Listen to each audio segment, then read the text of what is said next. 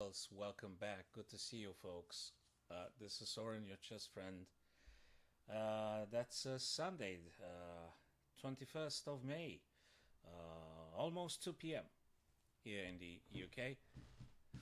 And I've just seen the beautiful, fascinating games that are being played now in the Superbet in Poland, Warsaw. So we're gonna see a couple of games that these super grandmasters are playing. So amongst them, Richard Report representing Romania, Magnus Carlsen, and Bogdan Derek and Wesley So, United States. And you can read all the names here. Very strong tournament. And we're going to take them, one by one and discussing them as we witness this perfect, beautiful play by the Super Grandmasters above. You can read their names, guys. So, the first round, so to speak, it's happening right now. So I'm going to go to Magnus first, and I know how to pronounce the name. Wojciech. I don't know if that's the right pronunciation. Let me just toggle off the lines here. We only seen what I played. Can I? Yeah. Then that's it. I've left only the moves you can see in the evaluation bar. Right. I hope sound is okay. I haven't done any previous test. I mean, last time was okay. Last time was alright. Okie dokie. So that would be Magnus's turn to play with black.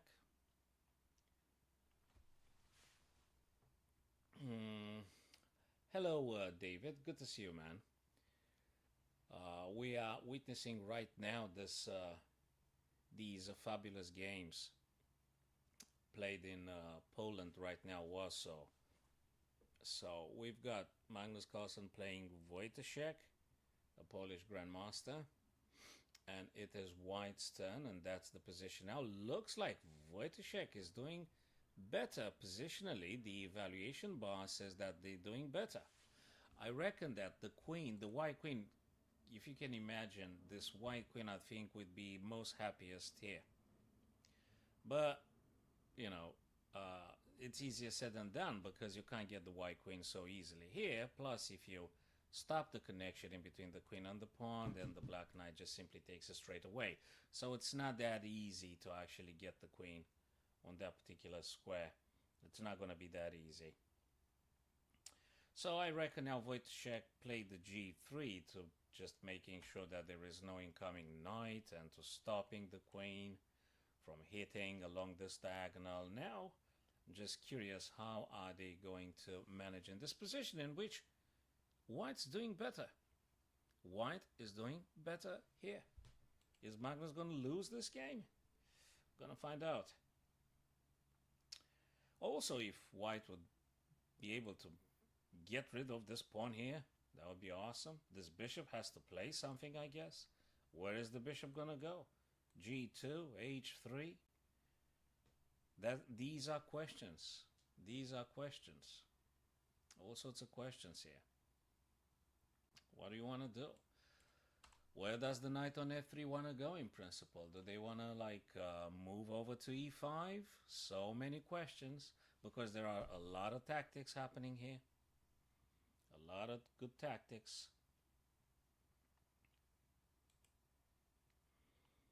So that's a very, very interesting game to watch. A plus 1.14 for Wojciech here.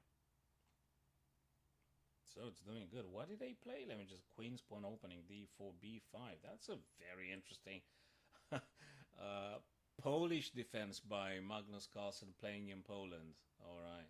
The Polish defense with the b5. Okay.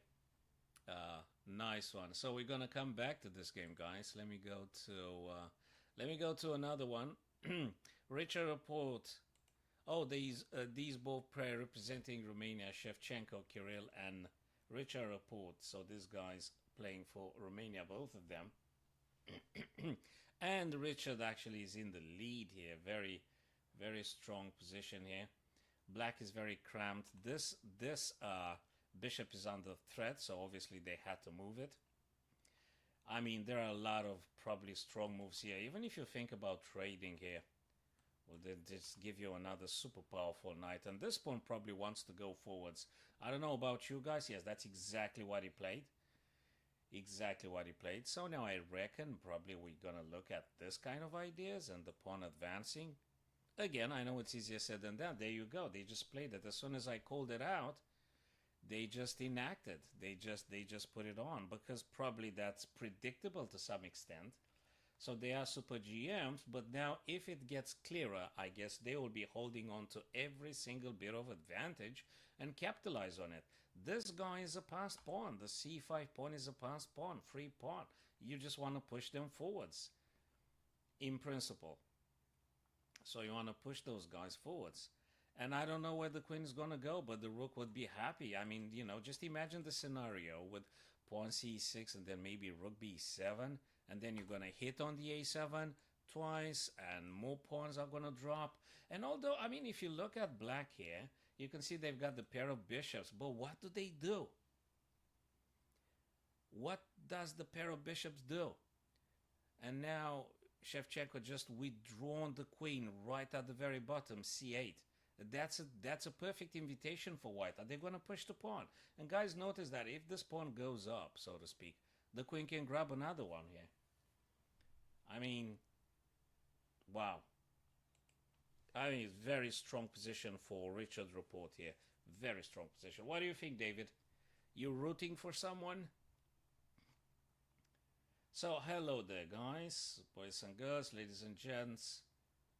All right, so you guys don't see the last message because I need to just a little bit make a little bit of a trick here. Hold on a second, I don't want to mess around this board, and then we'll go back to the analysis. Ah, there you go. There you go, the last message here, and oopsie daisy. Okay, then I need to just do something like, oops, wait. How do I, wait. I really want you to see those messages. Do you see them? Probably you do. Let's just put it like this for the time being. Let's go back to the games now. So, okay guys, back to idea. Although, guys, feel free to voice any opinions on the games we're currently witnessing. I think that's actually a very good exercise for everybody, trying to anticipate and make a prediction. What do you think they're going to play? What do you think they're going to play? Right, so what's going on here? C6 pawn move forwards. As we said, actually, that pawn wants to go forwards. They want to go forwards, that's for sure. So let's see how it pans out. This guy is hanging, so to speak. This guy is hanging. And just imagine, guys, imagine the setup with the queen e7 and rook b7. What do you think? Is that strong enough? I think it's a bit scary now. It's just simply a bit scary. If you look at this, it is a bit alarming, so to speak, this sort of setup. So you can leave the c6 pawn where they are, and if you just manage to sort of rearrange things here, probably you could start, yeah, well, this guy was supposed to actually get a bit more active one day. Okay. Okay. Is he going to play rook on b7? What do you think, guys? You're more than free to actually express your thoughts. And let's see if we are correct in our assessment. Because if white were to take with the queen, I think black has the opportunity to further harass the queen, I guess. I'm not saying you can't defend against it. Probably queen b7, but just looks a bit, I don't know, maybe not very pleasant. But a rook b7, I think it's a nice idea again. Could be. Rook b7, creating the idea that you're going to hit on a7 and actually want to get queen to e7. And I think that's quite strong, I guess. I hope I'm not terribly wrong. Yeah, very, very many powerful ideas. Very interesting game here. Very interesting game in between Kirill Shevchenko and Richard Report, both of them representing Romania. So I think Kirill Shevchenko is a Ukrainian-born player representing Romania now, and Richard Report is a Hungarian-born player representing Romania again. Very nice. Very nice. Now, what did Magnus do with Wojtaszek here? What is going on? Because, I mean, Magnus tries to, launch that rook, but where? How? Okay, the knight is being hit a little bit, but I suspect now Wojtaszek can just play that knight on very many places. Yeah, I mean, if you just look at this one, is it that bad? Can't be that bad.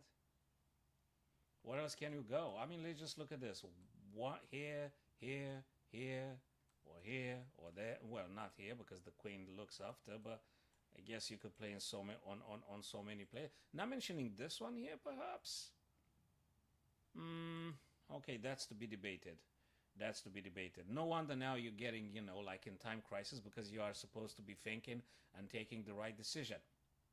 So you gotta sit down. So guys, probably you notice now these guys are grandmasters, super grandmasters, most of them. And look at the time they're taking in order to make a decision, a very informed decision, and then act on it. They do sit down. They do sit on their hands. They think about the move they are supposed to play. So that's a great lesson for all of us chess viewers and chess practicants at different level in our individual progression. We are learning from these guys a great deal. So that's why I think witnessing and seeing these guys' games and anticipating on the stuff they are supposed to play, I think it's a great form of exercise. Great form of chess exercise. You're training your mind to approach and play at this guy's level. That's exactly the... All right, so that was one of the ideas I voiced, because you, in principle, you want this knight being attacked, gone, or something. Now, obviously, they're not going to take because it's pinned. That is true. But you can have a different trajectory about a knight. Is it playable, knight f5? Just wonder. I guess might be playable. And then getting the knight. I mean, just look at this one. Knight f5, knight e7. What other ideas? Because then probably you want to take that pawn, and then you have another one. I mean, if you look at the knight here, not the yellow paint, so you got 1, 2, and 3. Very difficult for Magnus. Really difficult for Magnus to... Very difficult to survive, actually, with black in this position. If Wojtaszek holds his nerves, I guess, and if he doesn't get very overly impressed with the fact that you are playing Magnus Carlsen, you know, many say the unofficial #1, I mean, it's Dingley Ren now, the official formal world champion, but some folks revere Magnus to that extent that they still think actually he is the unofficial #1 on the planet. Some people, that's of course, it's up for debate, and not necessarily support that view. But so if Wojtaszek now doesn't get terribly over impressed and emotional based on the fact he is playing Magnus Carlsen, still, you know, in the first 5 strongest players on the planet now, so he might be able to capitalize and to take advantage of. Right, so rook left now actually wants to say I'm going to keep this pawn, for instance, amongst other things. Magnus is incredibly resourceful, so Magnus is going to give a hell of a fight. He's not going to go down easy. Magnus Carlsen not going to give up that easily. He is going to fight to the bitter end.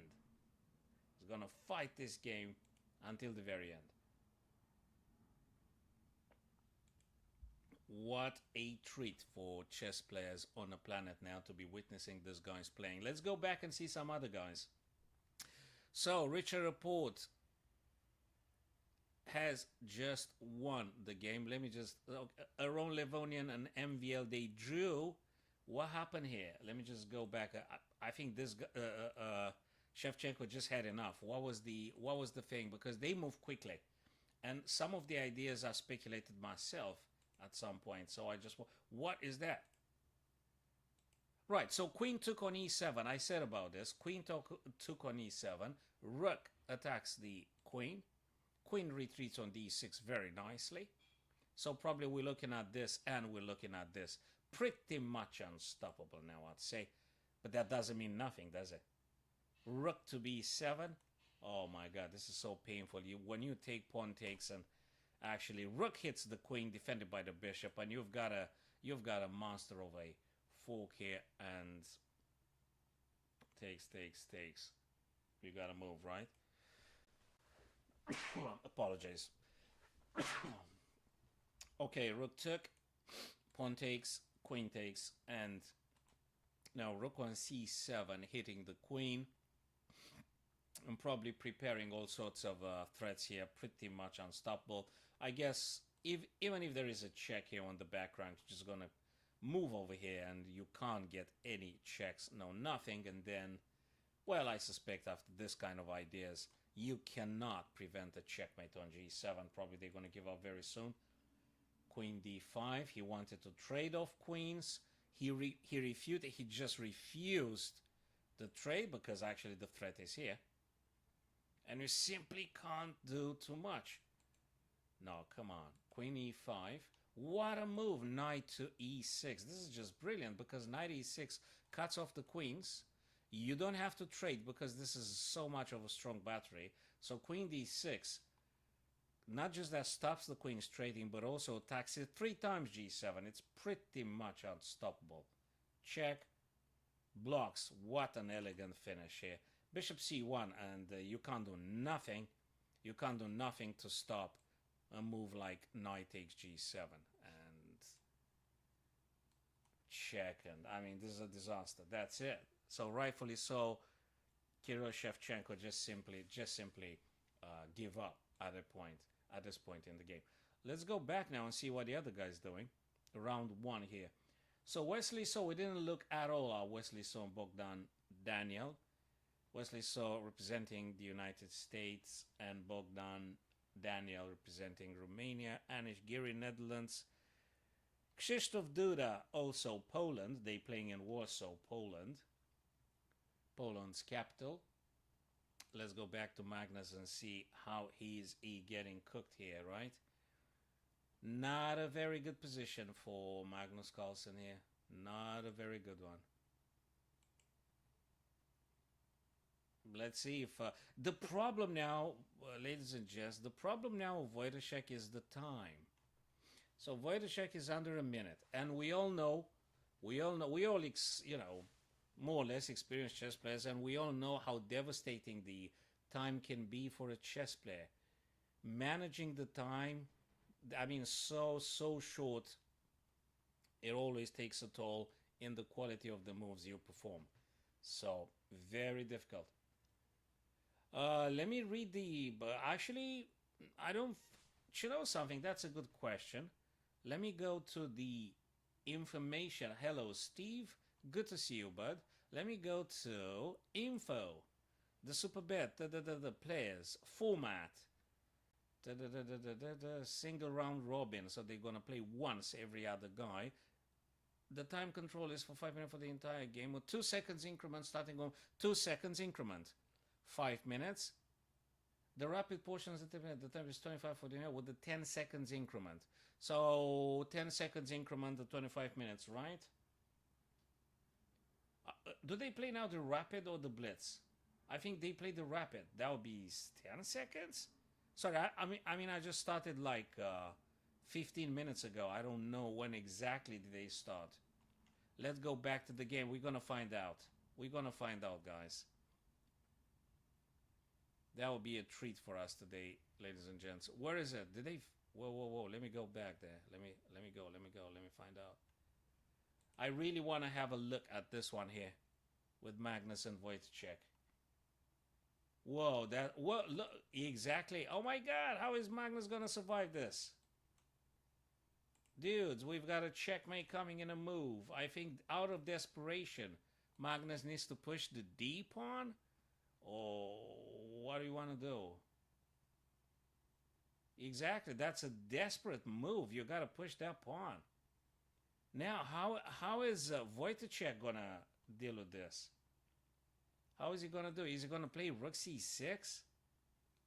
You know, I mean, like good old put pressure on the pin piece. Just wondering if that's the case. I mean, it could be probably some other. The problem, Steve and David, I don't know if you. Yeah, PP on the PP, man. I mean, you can't deal with too much PP on a PP. That's for sure. Too much pressure just breaks something somewhere. And yes, 10 seconds, Steve. 10 seconds increment. So if you got some advantage, you should be able to capitalize. So now if Wojciech keeps it cool, and now look at a nice move here. He's actually attacking f6 and again threatening checkmate on e7. Wojciech is doing very well. So if he withstands the time pressure, so the only enemy for Wojciech is himself now. You just need to play formally correct to capitalize here. Oh my days. So Magnus actually hopes that due to time pressure, the other guy will screw up something somewhere. But if you don't, I don't see how black would be able to survive. It's too much pressure here. If the white queen inserts itself on the background, I think this is just devastating. I mean, dude, it's a checkmate coming, right? Just do the checkmate first, then grab this pawn, then give some other checks, right? I mean, that's what I'm thinking of now. Exactly. So we've got a check. Look at this one, Steve. This is beautiful, man. Queen to h8. King's got to move. Grab that pawn and go for other checks. You know. I mean, you've got to do this kind of stuff. King's gonna wait. No, they got to block with the knight. They got to block with the knight. They got to block with the knight. That's good. Okay, you can't take the pawn. You got to go back on f6. Exactly. Go back on f6. Checkmate is coming. It's too much pressure here, but wow. Wow. The position is totally winning for white here. The attack is ferocious. If Magnus can, I mean, if there is anyone that can survive, that's Magnus, but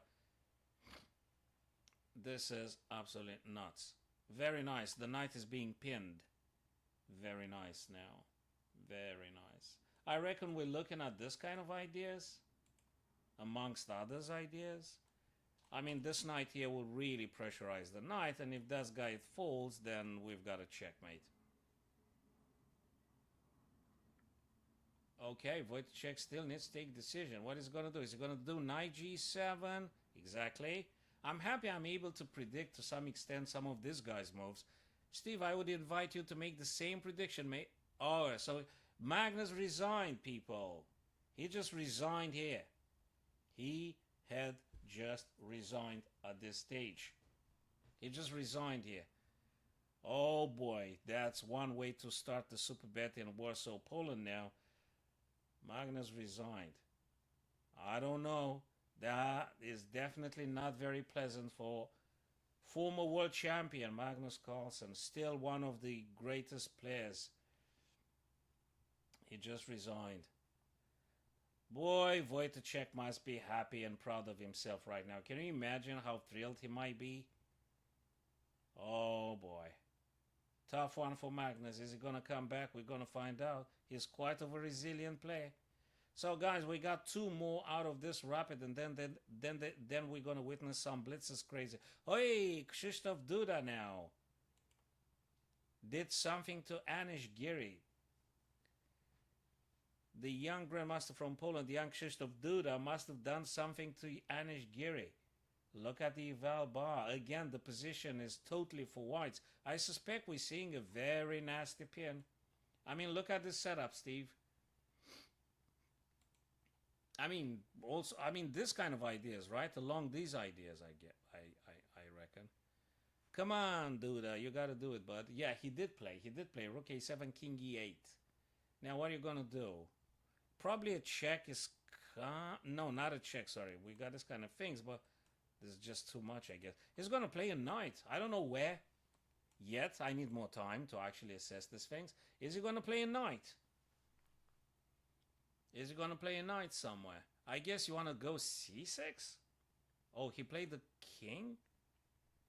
Okay, if this happens, probably we're going to see king c3. Exact. Oh, he blocks with the knight.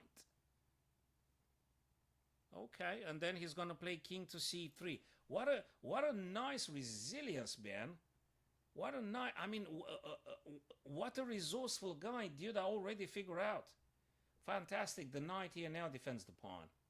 And I suspect, what does Duda want to do? You want to play this kind of stuff? But he'll get, like, checked and things.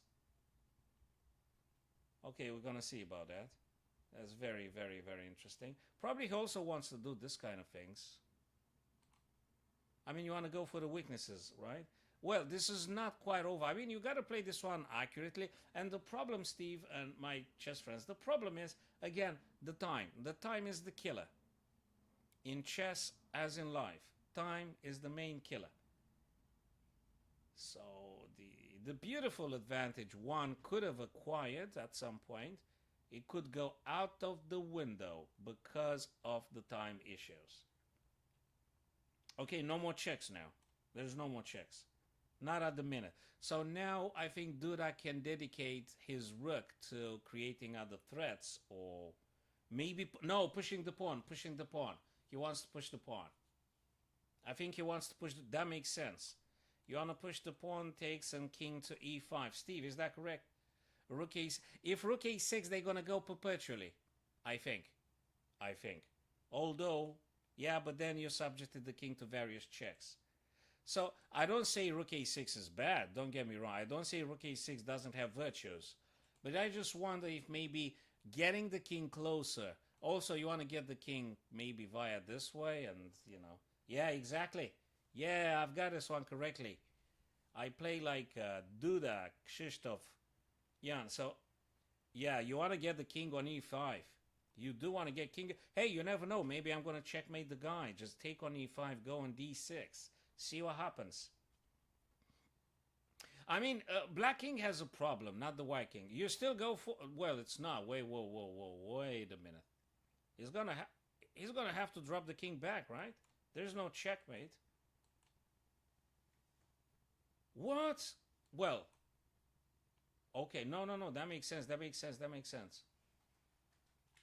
Attacked, g5 attacked, h6, h5 attacked. Oh, that's it. He's gonna resign, ladies and gents, that's it. Exactly. Very simple, Steve. You just predict all, exactly. You said it, mate. That's it. So let's just say for all of our friends here, what just happened is that white had checked and actually forked. I mean, you kind of have to take. You absolutely have to take. Once this thing happens, once the rook takes and king takes, the black king would be kept busy with capturing the white pawn. And guess what will the white king do? The white king will do a very the simplest job in the universe. 1, 2. Taking this guy, step it aside, go triumphantly for queen. That's it. Unstoppable here. Every reasonable chess player should be able to promote here. That's it. Game over here. Fabulous. Giri lost and Magnus lost. Dude, that is cool. Now, I think, ladies and gents, we're going to be witnessing now the blitz section. So they played the rapid, now they're going to play a blitz. They will going to play a blitz. The second round. Let me go to info again. I really want to see the format again. So the rapid section is a 10-player chess, so everyone is going to play everybody else once. Everyone's going to play everybody else once. Okay, cool. The time control 25, so they just finished that one. 25 and 10-6. The blitz section, 10-player double round robin. Guys, that would be... Look, fellas, just go get your coffees, man. I'm going to go get myself like 2-3 more coffees because we're in for a very exciting afternoon, ladies and gents. The blitz portion is a 10-player double round robin. You're gonna play the same guy twice. Everybody else twice. So you're gonna have whites, you're gonna have blacks with the same with everyone else in the category. Hi there, Cloud. How's it going, bud? So this is absolutely fabulous. The blitz portion. Time control is 5 minutes and 2 seconds increment. Guys, we gotta do prediction, man. Let's see who plays like 27, 2800 Super Grandmasters, okay? But I think we can do it. At least half of them, okay? At least let's say half of them, right? If not more. This is just fabulous. So they will be starting now. So we've got Levoneronian that replaces. I think Ding Liren is tired, man. Yeah, of course I can show. That's very easy. The standing. So let's have a look at the standings now. Just looking at the list, it's just fabulous, man. Wesley, So, Maxim, Vash. You know who's not playing? Fabiano Caruana's not playing. Well, he's already qualified. He's already qualified. He's already, because he won the previous. He won the previous, so he's in. Levon Aronian replacing Dean Liren. Dean Liren is tired. He needs a break, man, I think. I think he needs a break. Maxim Vashia Lagrave, Jan Krzysztof Duda, Richard Rapport, very strong players. Anish Giri, Bogdan from Romania, Magnus, Radoslav Wojtacek, Kirill Shevchenko, also represented Romania. Very, very, very nice ones. So the 960 is, it could become a great passion, Clau, for you. I think you just go, okay, I don't think I played it very often. I played it a few times, though. There is this, you just play player and variants, I think. You just go player and variants, I guess, if I'm correct, guys. And you should have, at some point, the 960 thing. Where is it? Let me just turn this thing off. Right. What the heck that is? Friends, archive. No. Arena, home. Dude, what is the 960, man? I mean, I found it at some point. I used to... Yeah, let me... I'm gonna dig a little bit deeper for you guys to see that. Let me also modify this thing a bit.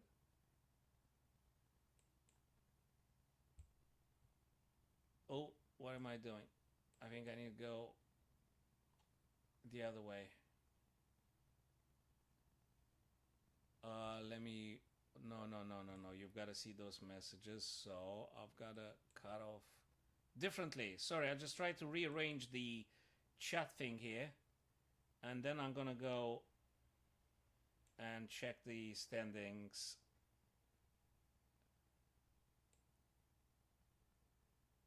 But that's not how we should.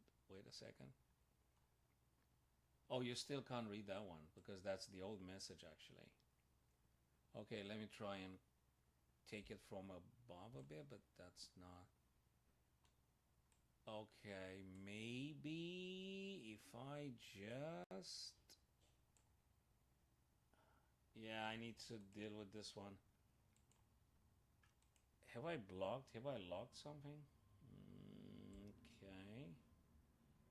Maybe... Okay. You still can't see it there. Okay, that just takes too long. I should have done this one before I'm starting, just to making sure that the messages are absolutely visible for everybody. Ah, okay, wait a sec. Yeah, okay, I've got it. Wait, my fault. I think it's getting there. We're getting now there. Yes, something like this. Okay, we got it now. We got it. Let me just go with the other one. Oops. Yeah, we get it now. And we're gonna see the... Oops, not that one, man. Not that window, not that tab. What am I doing?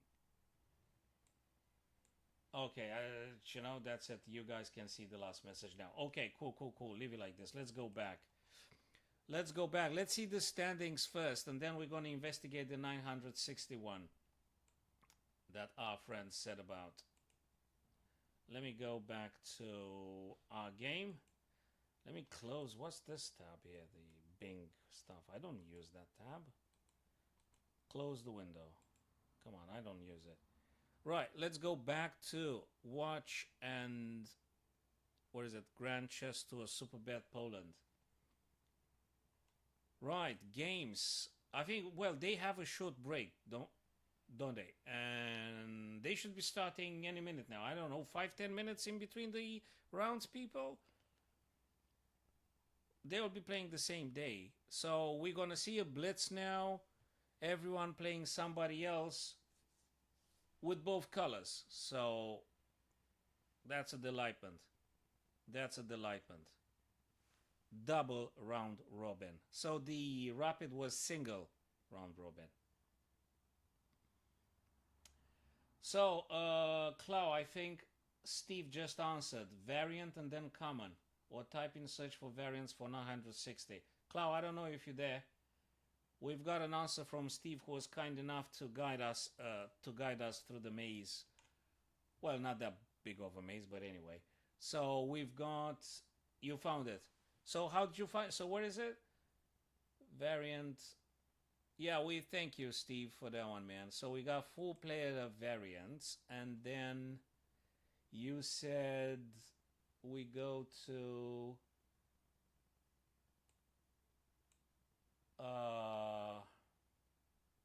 where the heck do I go? I don't know.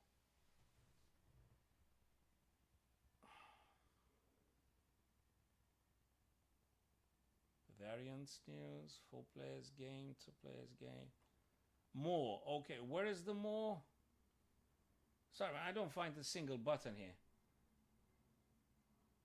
Common instead of select most popular.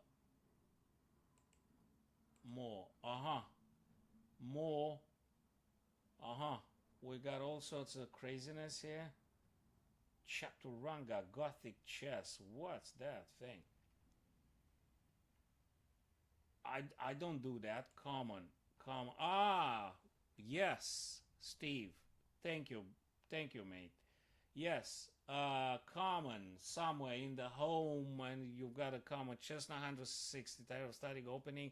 Right. So in the 960, guys, the opening theory does not exist anymore. Well, you can still castle, by the way, which is awesome, but the bishops are freaking scattered somewhere. So it doesn't mean that the knight is going to go now to f3. You might be playing the knights in a very strange way that you were used to. So I think it's totally worth it. I think it's totally fascinating, very interesting. I played it a few times. You're sort of being forced to play and think every single game. You've got to come up with your own practical ideas. You can't exercise your memory so well as in the classical chess, where you can come up with 15, 20 moves in the opening, so to speak. In the 960, you've got to think from the very first move. You've got to figure out how to the heck to get the bishops out and the knights and where and things. So it's totally nice and very interesting. Very interesting. Fascinating, 960. You apply the same rule of chess, but different. In terms that the opening theory is no longer applicable. I mean, the principle are the same. I mean, if you can take the center and develop and castle the king is awesome. But you don't need to worry about that the other guy learned some deeper line than you and things like that. Right, now the question is now, ladies and gents, how long will it take for the break now? I mean, how long is the break? 5 minutes? 10 minutes? 20 minutes? How long is the break? Do you guys have any idea how long is the break?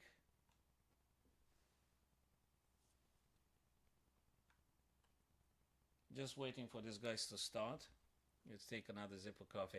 I absolutely love Steve and Clau. I absolutely love when I'm watching Super Grandmasters playing to making predictions.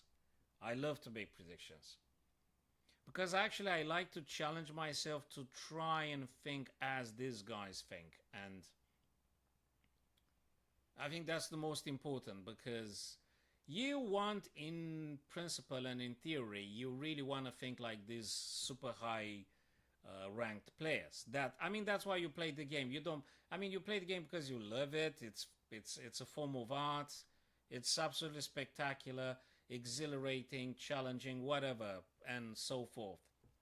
But also, you want to improve yourself to that extent that you play better every day, a bit better than yesterday.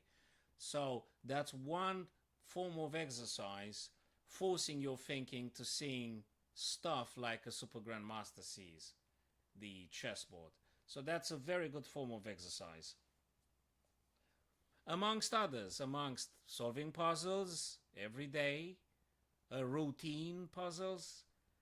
Now I'm not doing just 15 or 20, I'm doing 50 or 100 puzzles a day.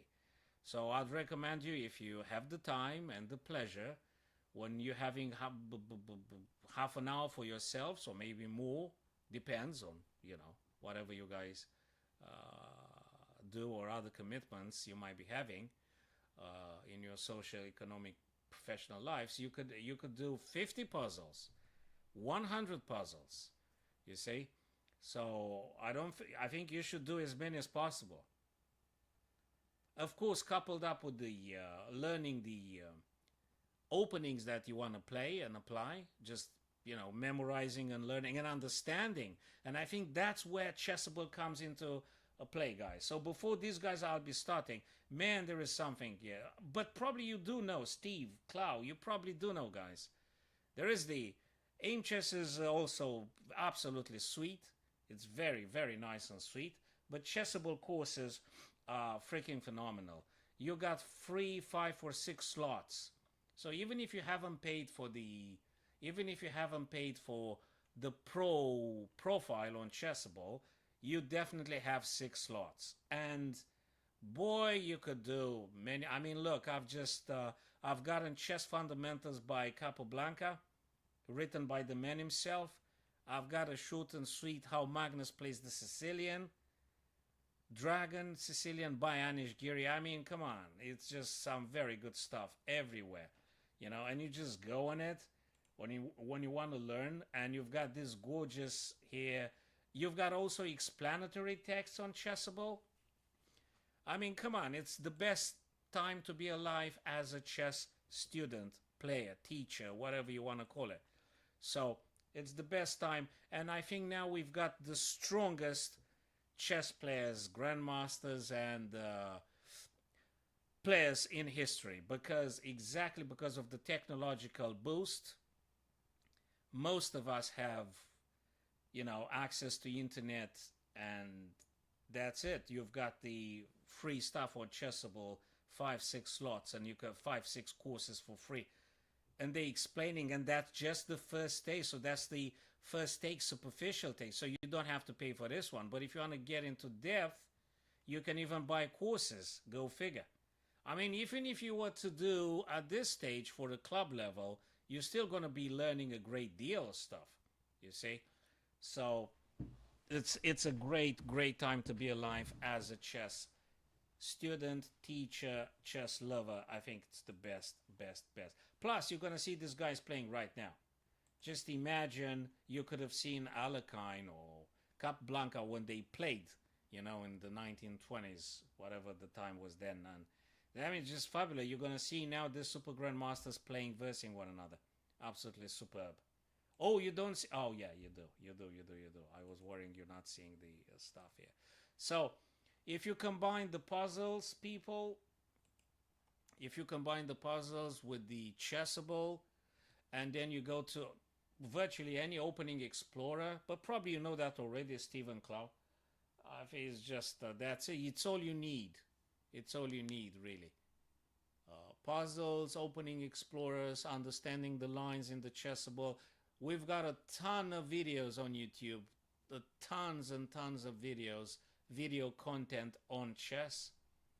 Again, and that's free. I'm talking about free stuff that everyone with an internet access can get it. So it's a lot of good stuff for free. Now mentioning, of course, the streams and stuff, you can just, but most importantly is the puzzle. study of the opening, puzzle with the tactics and endings and stuff. So that's absolutely fabulous. So have these guys started yet? What's the break? I'm just wondering now. How long does it take these guys to actually start the game? Right. Oh, I think Steve said something about the results. Let's have a look. Oh, Richard Report is first at a minute. At a minute. And now he's getting into blitzes. He's doing very well in the blitzes. Richard Report is very good at the blitz as well.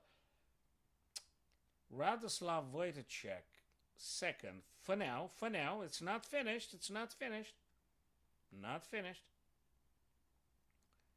Okay, and at the bottom we've got Anish Giri, Daniel Bogdan, Daniel Magnus, and Kirill Shevchenko. Okay, that's gonna be very exciting, and they're gonna be starting the blitzes any minute now, I hope. I was just hoping for them to just start a bit sooner, because I really want to see that.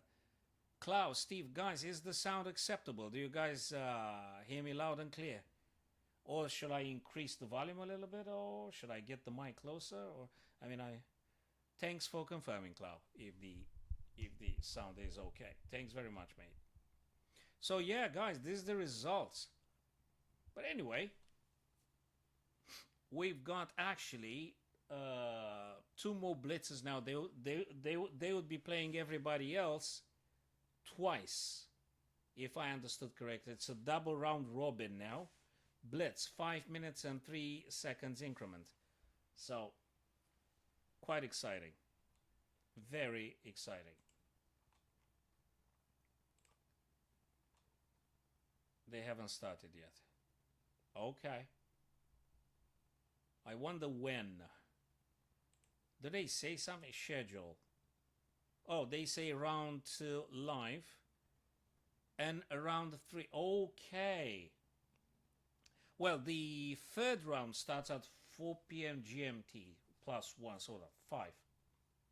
So they should be starting now, I think, in maximum 14 minutes. Do they start at 3?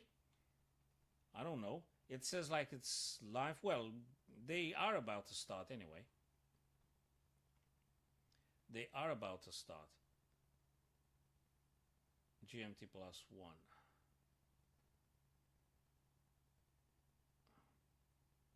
Blitz game before they start. I think we can. Of course we can. But then we're going to go back to see what these guys are doing, because it's more exciting what they play than what we play. But yes, for the sake of having a friendly, absolutely, Steve. Let's do it 3 minutes and 2 seconds. Send me a challenge if you want. Or I'll send you a challenge. I totally don't mind. Okay. Let me go then to the search bar and input the wooden shield here.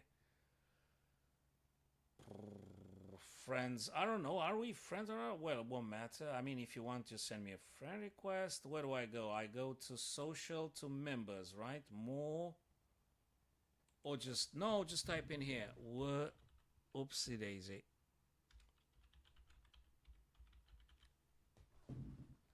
Now, which one are you? Is it are you the first one? Are you which one is that you? Steve, which one are you, mate? Which one of these guys here? I don't know. Do you see the screen? Let me see. Do you see the screen? Oh boy, they've started. What do we do? Okay, what do you do, guys? What do we do? Do we watch this guy, or look? We'll be playing, even if I'm completely knackered. We'll be playing, man. I mean, when I'm watching these guys, I'm so excited about this guy's games that just I forget about myself. Vash, look at this one, so nice. Who's that? Aaron Livonian. Let's watch the game. Yes, guys, and let's make predictions. I want to do prediction. All right, Richard Report. So we're gonna be focusing on whom? We're going to be focusing, well, on all of them. Richard Report and then Magnus versus Wesley. So, oh boy, that's rapid. We can make the predictions nicely. London System employed by Magnus Carlsen, guys. That is sweet, man, because they're going to be playing blitzes, so we can still do some very nice predictions. People, get the coffees, man. I'm gonna go get another coffee because that's gonna take a while. And I'm in company of my two friends at the minute now, watching these guys battling in a rapid. London system employed by Magnus and Wesley so plays with black. Let me tell you something, guys. I'm currently looking at ways to battle the London system. So now I'm watching this with the greatest interest. Guys, if you when you're playing with blacks, you're gonna encounter the London system very, very often. It's not something I'm playing with white myself. I'm not playing it with white. But when I'm playing with blacks, oh boy, that's every time I'm finding someone playing the London system. So we gotta get very, very good in our expertise. That's what you play. That's a nice one. So now we actually, Steve, watching Magnus Carlsen, the man itself, playing with White and Wesley. So another wizard, another super positional strong player. Yes, Queen B6, I was about to say. So now, Steve, Clow, it's time for us to make predictions, guys. Time for us to make predictions. This is it. So Bishop here wants to say you can't push this guy. Okay, well, we can understand that. We can understand that. On the other hand, he wants to say, okay, F6. Oh man, what's this? C4. Steve, did you know this craziness? With F6, craziness, and then followed by C4. I mean, is this how you play it? Man, this is sharp as hell. Is this how you play it, Steve? I mean, do you play with black F6? Because I was just about to say just don't do F6. Man, what's this crazy? So, Steve, as you can see, we are learning way much from watching Wesley, So, and Magnus producing themselves right now than if we mess around with our predictable. But anyway, I don't want to disparage. Our friendly encounters by no means.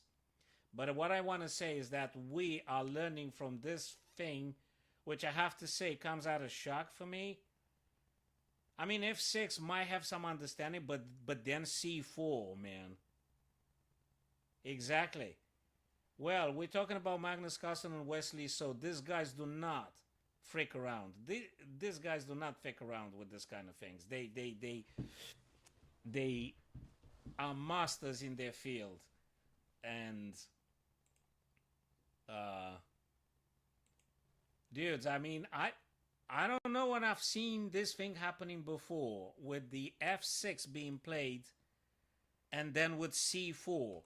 I mean, wow. Okay, I guess the idea would be, because I toggle off the lines, if black takes bishop, white takes back with the knight, and thus clearing the way for the bishop and queen battery to hit on h5.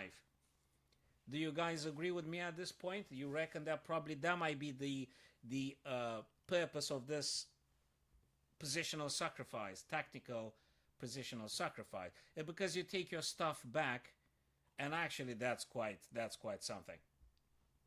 But you know why is it fascinating and exciting now, Stephen Clow? It's that Magnus wants to win. He has to win.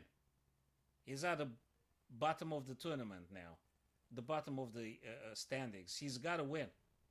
So he applies something incredibly aggressive, and we are learning watching this guy's game. And Wesley goes with E6, shutting off the bishop, still not taking this guy, and the knight is in tatters here. I don't know. But then again, where does the white knight go? Well, they might have some ideas. Man, this is so fascinating. Guys, if this is not exciting as a chess player, I don't know what is. Watching Magnus and Wesley producing themselves right now, their very chess selves happening right before our eyes right now. In the London system, which we encounter on a daily basis, day in, day out, I'm always playing London system, especially with blacks, because white, I don't use this with white. It's very sparing. I don't know when. On the Christmas day, and then that would be it. I don't know when I'm playing London system. And bishop g3. I think I like white maybe slightly more here because I think it's... Look, okay, I'm going to tell you something. I just don't like for black having this. I mean, the light squares are awful for black now. That's why I think that the engine 10s is inclined and gives white a plus 0.57 is because of the light squares which are weakened. And white king is safer now. If Magnus decides to castle, I don't think how can Wesley reach for that white king anytime soon, and how exactly. I don't think that's the best setup for black here. I don't like it. Look, if I am playing with black against the London system, I don't want to have this with black. I absolutely don't want to have this with black. What do you think, Stephen Cloud? Do you want to have this with black?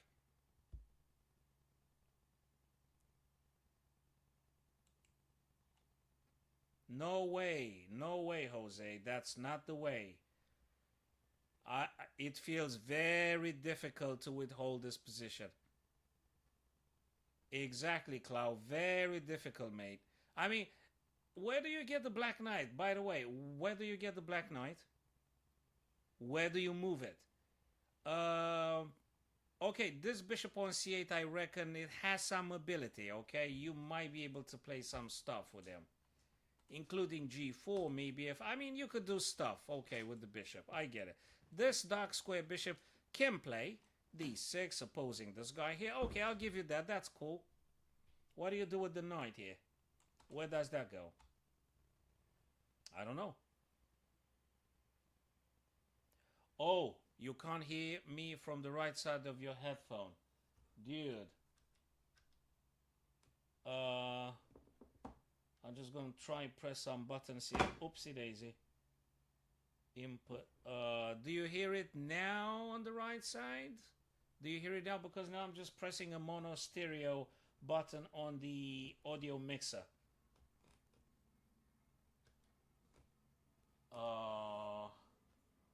Dudes, I don't know how to do that working. Maybe I need to go on the only left ear. So you hear me only on the left ear. Oh boy.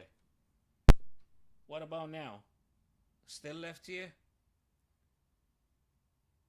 Oh, it's something with my audio mixer. Oh, the settings in the OBS. The OBS settings. I think I gotta go to the OBS settings and try and... I don't know if it's the audio mixer or the OBS setting. I need to do some digging. I could do it now, but... okay. Also, I want to make some comments with you guys on the stuff that they play right now. What is that? Settings, audio. It says stereo here.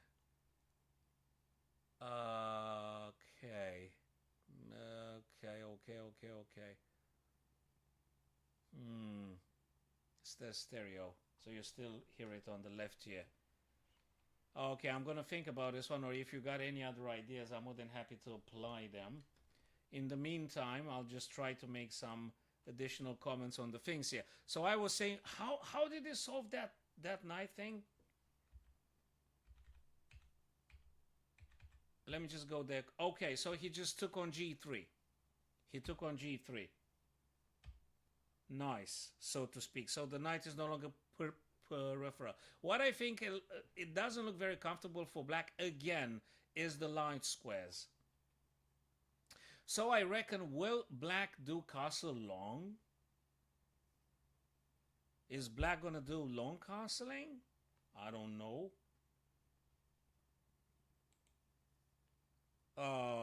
I mean, short castling, I think it's a disaster. If you look at this, I don't think you want to do any short castling. You rather play with the king on e8. You absolutely do not castle with black. You don't do any short castling. You're gonna die very quickly. You can't do any castling here. So guys, you're more than welcome to do predictions or evaluate at your own convenience. So knight c3 has been the last move Magnus had played. He is desperate for a win. So why is this so super exciting? Is because Magnus gonna play the most brutal stuff he's capable of, because he's gotta win. He has to win. He must win. And his opponent is a very, very tough, very calculated, not great risk taker, but he's very positional. He's very solid. Wesley, so he calculates everything. You know, he wants to have things under control. So very difficult to crack things up here. But light squares are delightful. Are a delight. Now, whose turn is it? Oh, Wesley's turn. Now I wonder, do you think, guys, that black wants to castle long? So, I mean, right, he just played, I mean, I've just asked the question, and now Wesley played Queen D7. That means one thing. One big thing. Well, amongst other things. Obviously, there is not just one consequence of a gesture you do in chess. There are many other consequences. But I would reckon Queen D7 serves the primary purpose of allowing the black king to castle long. Right? Do you think I'm correct, guys? Or I'm missing something? Or that might be the case. So I think they want to castle long. Oh, I'm sorry I didn't voice. Yes, B3 was also one of the ideas. So you actually, what Magnus wants to do here is want to scare Wesley into not castling. Because the idea is, okay, now you castle, but then he's going to come with all sorts of craziness. Magnus is actually attacking on the king flank and the queen flank. On both of them, guys, at the same time. Scary as hell. Scary as hell. So Wesley can't afford to castle short because the pressure is just this is just too much. And now Carlsen wanted to say, I think this is a master attitude here. He wants to say, dude, I'm not going to let you castle long either. I mean, oh my god, man, it's okay, I don't want to have black guys. I don't want to play against the London system like this with blacks. I got to put it on the opening explorer. I got to follow up the lines. This is not a point I want to play with black, and I wouldn't recommend you to play this with black because it's just, I hate how it looks for the black king, and I just hate how it looks. I mean, white king where it is at the moment is very much manageable. If there is a problem, I suspect you could just move them, leave the rook on the H file. You can do a rook lift at some point if necessary. The other rook comes on B1. I mean, if I'm looking at this kind of candidate, potential setups would be maybe something like this.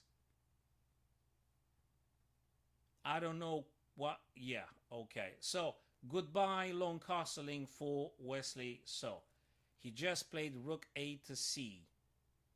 So I guess in principle he wants to pressurize down the C file.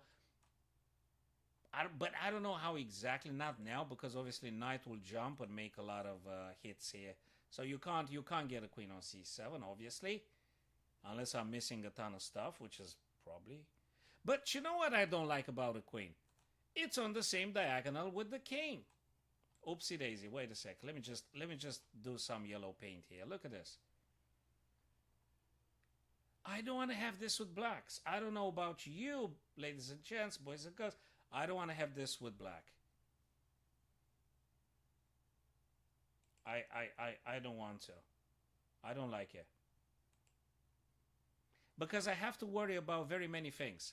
Again, let me just make it clear for our newcomers, friends. Hi there, guy. Hello, everyone. Thank you for visiting, people. We are commenting on the Super Grandmasters games, Super Bet, happening right now in Poland, Warsaw, with a fabulous bunch of Super Grandmasters and their games, as you could see. And now I'm very fascinated about the game in the London system played by Magnus versus Wesley So, because Magnus is desperate to win and he faces an incredibly calculated, rigorous, accurate player, Wesley So.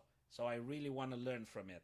I think that's something scary for black in this variation, and I think I will stay away from this version. Especially, guys, let me tell you something.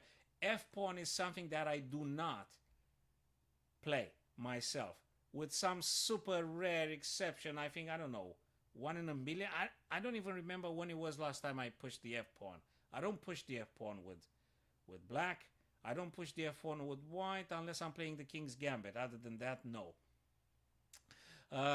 It just doesn't look very good for black because of this, because of this, because of this. And I don't know about you, but okay, I don't find a very sustainable plan for black now. I don't know what black can play.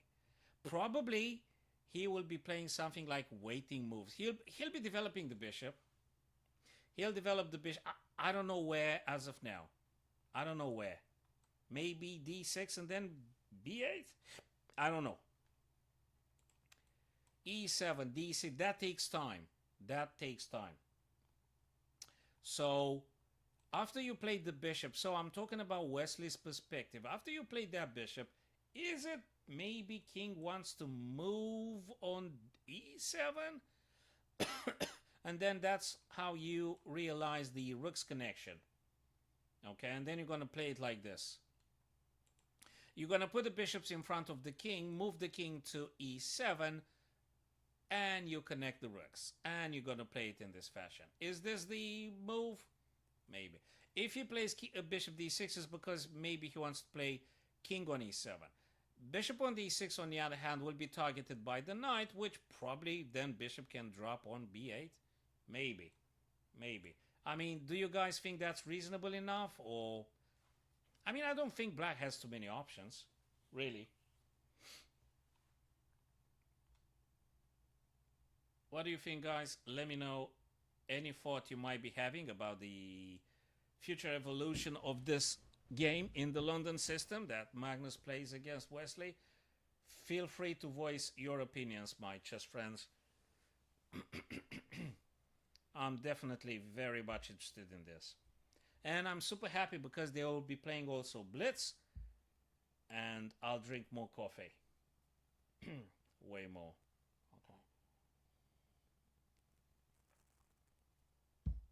Okay. Right, whose turn is now? Magnus's turn. Oh, he takes his time, man. He takes his time. Well, there are many candidate moves here. Guys, if you want to make prediction about the Magnus Carlsen potential moves, let me know. If you guys think he's going to play rook b1, attacking here twice, let me know your thoughts. If you think he's going to play bishop b5, making a pin, let me know your thoughts. Although, after bishop b5, a6, you can't really move on a4, can you? Because of this. So I guess that's why he won't be playing bishop b5 unless he wants to sack a piece for 2 pawns. I don't think that's the case. So probably he's going to think to do something with this rook. Don't tell me he's thinking about castling. Because if he castles, he actually gives up the whole H column, which is a nightmare for black. And that's in the London system. When you drop the bishop on g3 and your opponent takes that bishop, in our case they took it with the knight, you actually open up the H for the rook. So this is scary. So for this reason, white will not castle short. Magnus won't castle either. He'll be playing with the king on e1. And if there's any problem, he'll be adjusting. Depends on how the pieces move. Could do king f1 if necessary, king g1. I don't... This kind of ideas. But that will be very interesting to witness, guys. Very interesting. Shall I put some classical music here? Okay. Okay, cool stuff.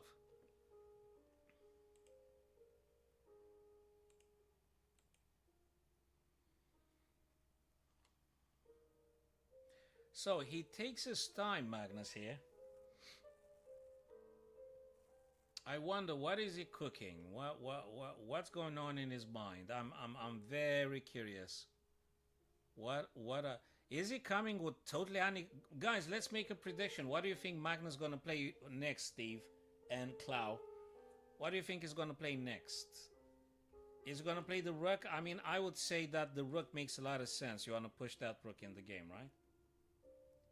You wanna make use of that rook. Probably just sacrifice something. You think about he's gonna sacrifice something now? Clow, you think he's gonna sacrifice something now? Because you raised the idea, Clow, you got me slightly intrigued now, and I just... Oh man, look at what he played. He played Queen B2. Dude, this is completely unexpected. Queen B2. Why? Why Queen B2? What? He wants to push E4 or something? And he doesn't want to be here? I mean, Queen B2, why? What's this? Well, I'm sure I might be missing something, but isn't that like a sort of...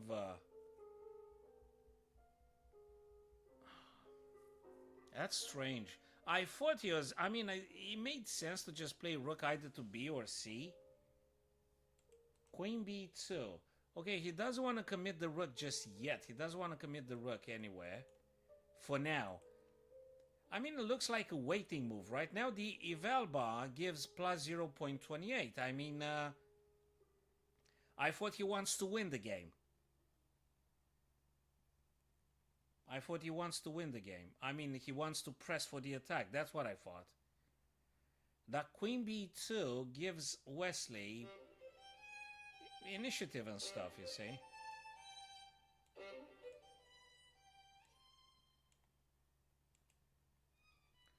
So Wesley's gonna play something now to improve the position because Magnus allows them to do that.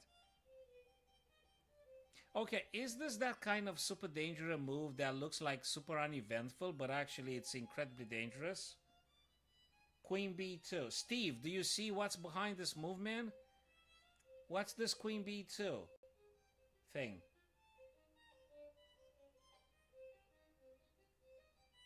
Magnus move. Okay, you've given the generic term now, so that covers a wide range of moves in which we haven't got a clue why did it happen. Nice one. Magnus move. Magnus move. Okay. The only thing that I thought when I saw it is just because E4 and he does want to be where the bishop is. And I guess the plan would be rook A to D. So maybe, just maybe, that's the thing. You think, Steve, that makes sense? I mean, something like rook to D and then E4, maybe E4 first. Of course, it's going to be incredibly sharp. It's going to be very sharp. I mean, pushing the pawn in front of the king or something, it's not very easy. But on the other hand, if you think about rook and then the other pawn pushing forwards, there might be something. What do you think, Steve? Do you reckon that that's the plan that Magnus had here? So the reason moving queen is this because you want to push E4. Does that make sense, guys? What do you think, Lau? Am I correct or I'm completely missing stuff here? And of course, probably the rook on h1 can always play sort of lift. Just enticing black to moving and weakening furthermore. So you got to be careful about that. I don't know if he's going to play. I mean, it feels a bit fishy, but hey, you never know. So I guess this kind of queen b2 wants to say, I'm going to do e4. That's what I think. I mean, what else is it? Probably he's going to play rook a to d. Or maybe he's going to play rook a to b to force black to play b6, 1. And then he's going to move over to d. But if that's going to happen after e4, before, I cannot say with great certainty. Is he also planning London system right now, dishonesty? What good openings can I play for 1,000 plus? That's exactly what Magnus plays right now. So you will be learning from this game a great deal. You will be learning a great deal from this game. Do this for white, the London system for white. Yeah, it's a very positional English game. Why not? Absolutely. I love the Catalan too. I mean, the Catalan is a splendor for white. With the fianchetto, you know, the Catalan is superb for white. But maybe London system is the safest bet for you. I mean, Magnus Carlsen plays it right now against Wesley So. So that should be a very compelling case. So Wesley So, ladies and gents, decided for bishop e7. Okay, what is Magnus gonna play? Okay, so I was about to say, if he's thinking about some knight d2, knight b... No, that takes a... No way, no, that's a complete nonsense. That's a complete nonsense. Huh. Queen f7. He wanted to connect the rooks, obviously. Now, the pawn on h7 is a bit of a poison pawn here. The reason being, rook takes, bishop takes, pawn advances, and sort of blocks the bishop in. Blocks the bishop in. And you can't do this queen c2 or queen b1 because we might be having this kind of ideas. So you're not gonna achieve too much. So the h7 pawn, but he took with the bishop. Guys, this is weird, man. You can't take with the bishop because it's pinned. You can't. Well, you can sort of retreat, but the king's gonna take. What's going on? Magnus blunders. What the heck? No, man, he didn't play. He didn't. What? King f7, queen b1. Right, now he wants to take. No, I got scared. I thought he actually took. No, that would have been a terrible blunder. You can't take on h7. Sorry, guys, I thought that actually was the real move in the game. No, they haven't. But what queen b1 does, if it's not clear, guys, what queen b1 does is very much telegraphing that they're going to take on h7. It's no longer poison now because it's 3 hits. So Wesley needs to cook something for defense purposes now, right now. So he needs to contrive a plan to salvage the h7 somehow. Now it's time for you guys to make best ever predictions. And tell me, what do you think? What do you think Black can play to stop the loss of the h-pawn, or maybe some powerful counterattack if you're able to see it, if there is available any counterattack. And he played g6 actually. So hold on a second. I think I'm going to refresh the page because it looks funky, like the colors have been diluted or something. What's going on? Okay, let me just refresh the page quickly. Okay, cool. Now reverting back to the normal tones and colors. Okay, cool. Knight e2. What did Wesley play? g6. That makes sense. Knight e2. Knight e2, boys and girls, to my understanding, is because they want to play it on f4. Further pressure on g6. Further pressure on the bishop on e6, which is very active. You want to get that bishop off the board. So knight f4 serves the very nice purpose of knight f4. And if you look at it, if knight were to take the queen, and if you take it with the queen, the b7 is falling. So now actually what he wants to say, after knight f4, probably Black's going to play bishop f7, no longer being attacked. But it becomes incredibly defensive. I don't think that's the case. No, he just wants to reinforce the g6 h7 structure, I reckon. Uh, I don't know if Wesley, after knight f4 being played by Magnus, Wesley is going to do some bishop f7. It feels incredibly defensive. I don't think he's going to give up this battery. Probably he's going to let that. But if the bishop taken with the queen, b7 is going down, right?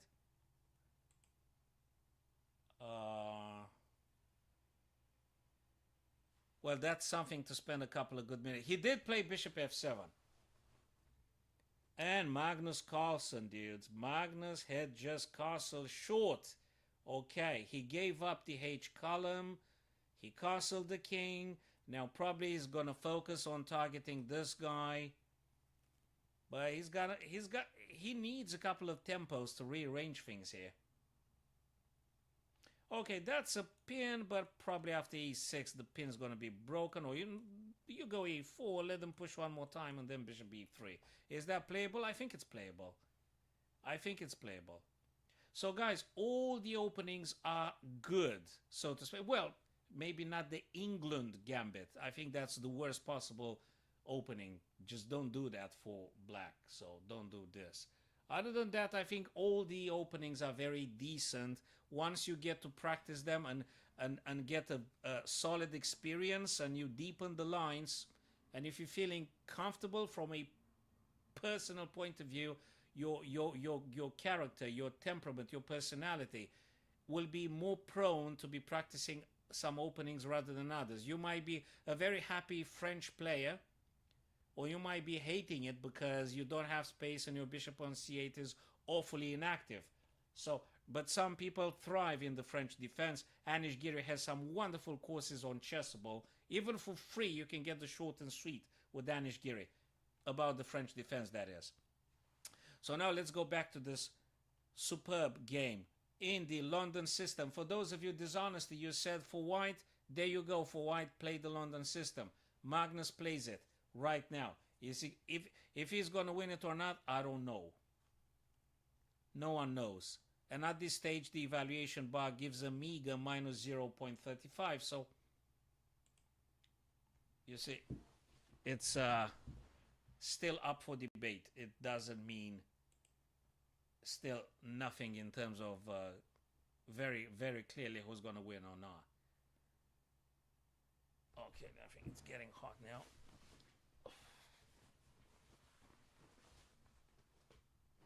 Oh. And more coffee. I'm going to go for more coffee very, very, very soon. Okay. This knight wants to come to c4. That's for sure. Amongst others.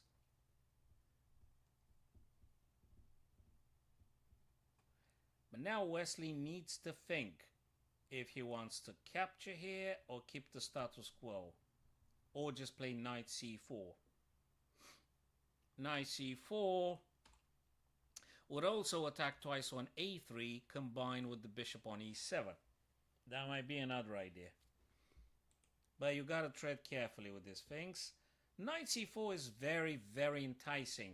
What do you think, Steve? Do you think knight c4 might be a good choice for Wesley here?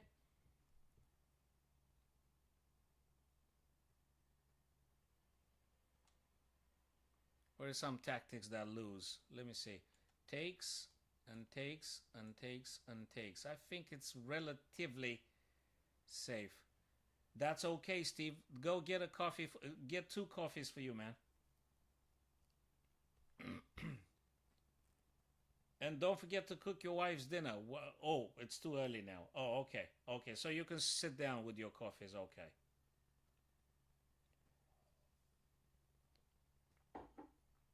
Okay, bishop e4. Nice one. So he didn't commit with knight c4. He took the pawn on e4. Now this guy is a little bit attacked. But let me tell you something.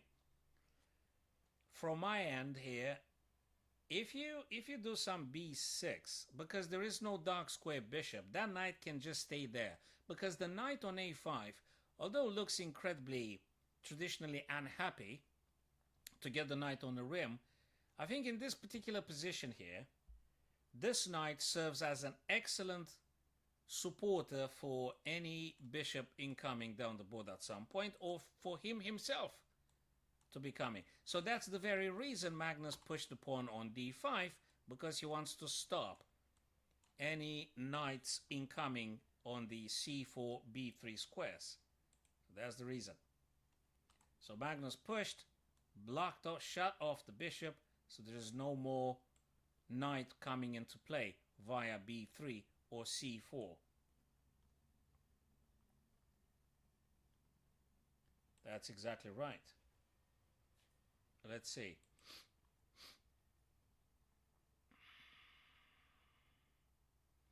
Is Wesley gonna take? Is he gonna take here? Is he gonna do something else? Is he gonna do what? Is he gonna double up the rooks? How exactly is he gonna do that? Is he gonna play b6?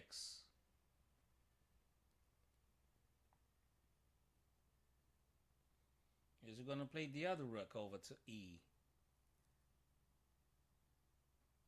Or is he gonna play rook d?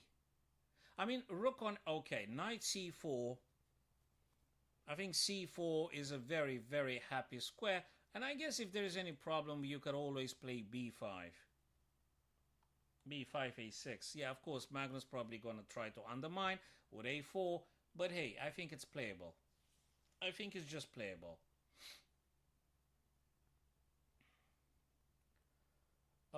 So that's a happy square for the knight.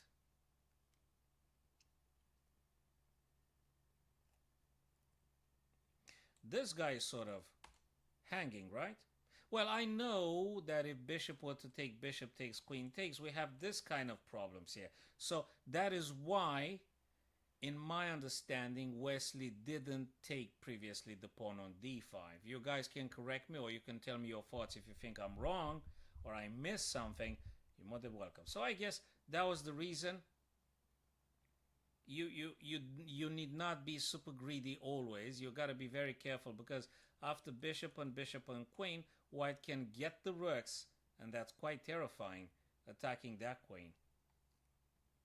So you got to be very careful. And if the queen leaves the seventh rank, then queen just simply starts taking the pawns. So that looks a bit concerning for black.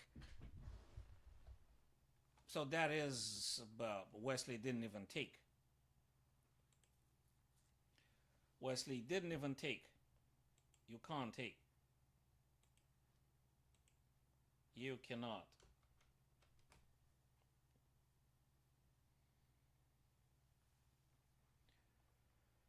Rook d1, knight to d6. Okay, black's issue here would be white's advanced pawn on d5. That would be one. And the weakness on b7. Now the bishop is being hit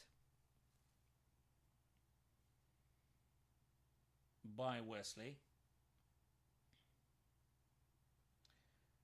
And I mean, do you have to move the bishop? Or you could just leave it there for the time being. Should you play what? Now, if you want to do predictions, guys, now is the moment. Should you do queen d3? Should you do what?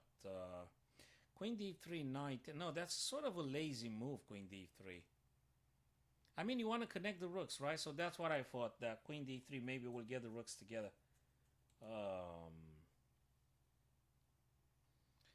Queen d3, knight takes, queen takes, then black's gonna is gonna harass your queen. So yeah, could be.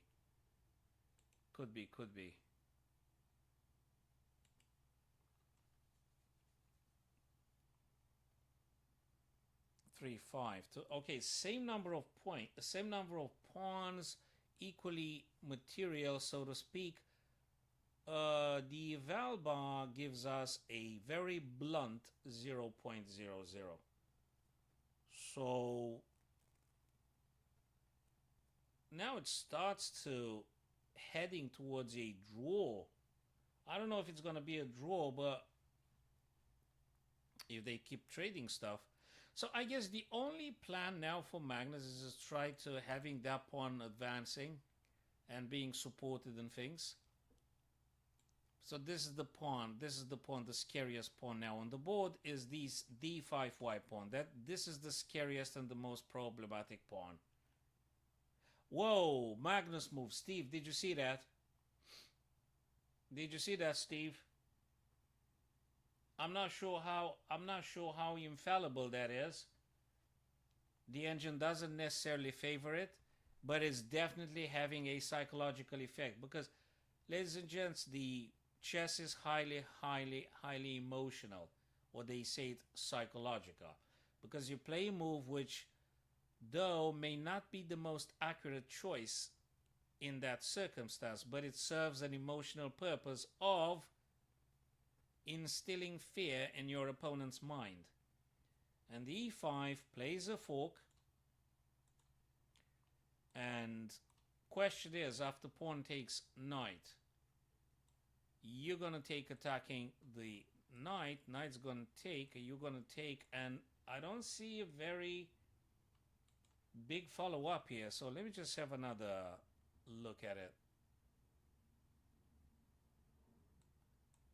Okay, so I reckon you could just take with the queen now, right?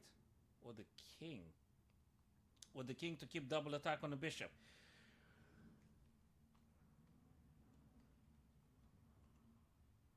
That was an interesting one.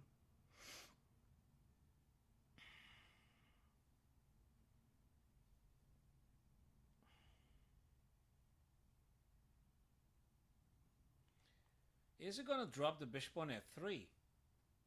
Exactly. And now I think Magnus prepares something like rook to e. And he's hoping maybe he can, you know, exert some pressure in this fashion. Rook e1, rook e6, maybe. Queen b4, maybe queen b2 as well. I mean, these are all possible ideas here.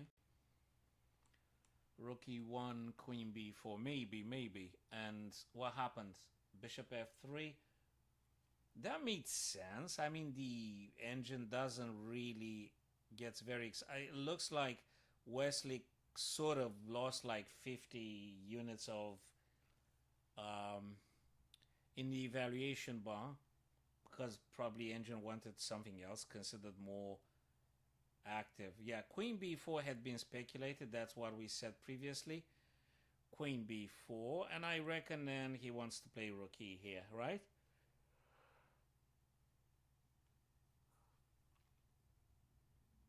So we got the same material now for both players here. What did they play? Rook c4 attacking queen and queen d2. Okay. Queen d2. And still I think rook e1 is a possibility here. Right, I think we're looking at this. Queen c7 wants to form a battery with the rook, then the rook to coming down on the c2.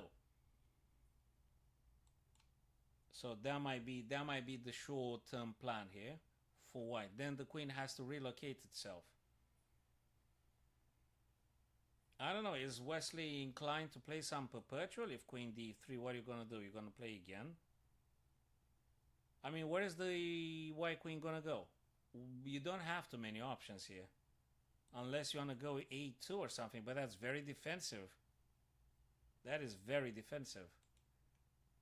Is he going to play rook e1 or is he going to play rook a to c1? I mean, rook on a1 doesn't do a great deal of nothing. So perhaps you may want to get that rook in the game. Rook takes, and you attack the queen on tempo. Maybe. Then queen comes in here, I guess. No, I mean, rook plays, rook takes. Queen's going to have to switch the c file. They're going to have to move someplace else.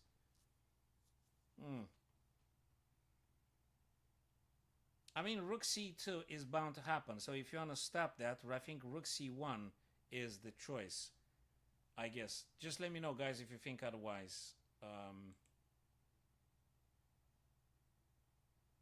So I think I would favor rook a to c1. Unless there is some tactics I'm missing, obviously. But that looks very, very wise to do. And again, Magnus is having this advanced pawn on d5, the scariest pawn on the board now. That's the d5 white pawn. That's for sure.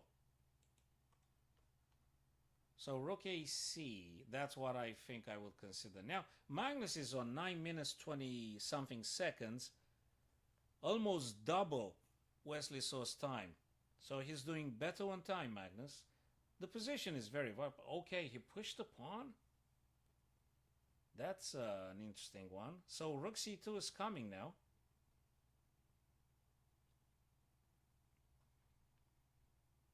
Okay, a4 will stop any knight.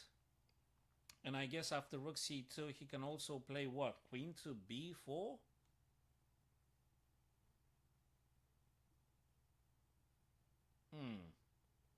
Okay, so that's to being disputed still.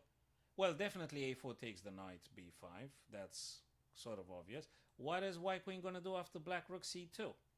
Where are you going to move the queen? Where are they going to move the queen? He didn't. He played the queen. Okay. That's in the same idea. So, boys and girls, in case you wondered, queen c5 had been played by Wesley because he does want to play c2 and to hit here. But Magnus reacted rook a c1, as we said previously, to stop black to playing rook c2. So you got to protect f2. Hi there, Legend 7. Good to having you here, mate. Thanks for visiting. Okay, so we're just discussing this very interesting London system game. Trades, pieces come off the board now. If Magnus pushes that d4 pawn, that would be very scary. Very scary. The knight is an excellent blockade piece. So the knight is probably the most ideal piece to blockade. But hey, yeah, I know it's slightly defensive, but you have to. Because this is a very scary pawn. This is the scariest pawn of them all. I suspect Magnus would be happy to just trade off stuff and just push the pawn. The bishop on f3 is a very nice bishop looking after this pawn, so you can't really touch it that easily. Wesley is having some pawn majority here, but I guess Wesley counter game would be trading off this guy and then pushing its own pawn down the board. What do you think, Steve? Is that the counter game for black here? Because I don't think Wesley can initiate anything on the king side just yet. It will weaken it very much. So that needs to stay as it is. Those pawns have to stay as they are. And he needs to trade off here and push its own pawn down the board. Either B or A column. I'm not quite sure how he's going to do that. Probably the B. And I think Wesley wants to trade off the queen.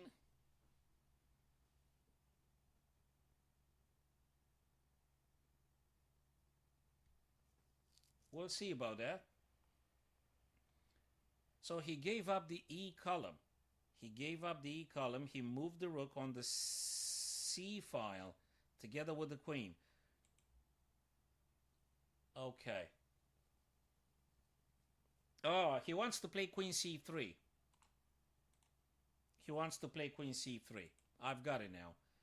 So probably, guys, you agree or you see it now. Queen c3 means I'm taking your pawn. So you sort of have to take my queen, and then I'm going to take with the rook, and then I'm going to play something like rook a3, I guess, and I'm attacking your pawn. And if that pawn falls, I think black is doing just better. Oh, I think you know something? If Magnus does very well in this super bet, now, I mean, very well is no longer possible because now he lost the first round. If Magnus will emerge in this super bet, he will. If Magnus loses this, I mean, he's not qualifying in this super bet, I think he'll get into more poker.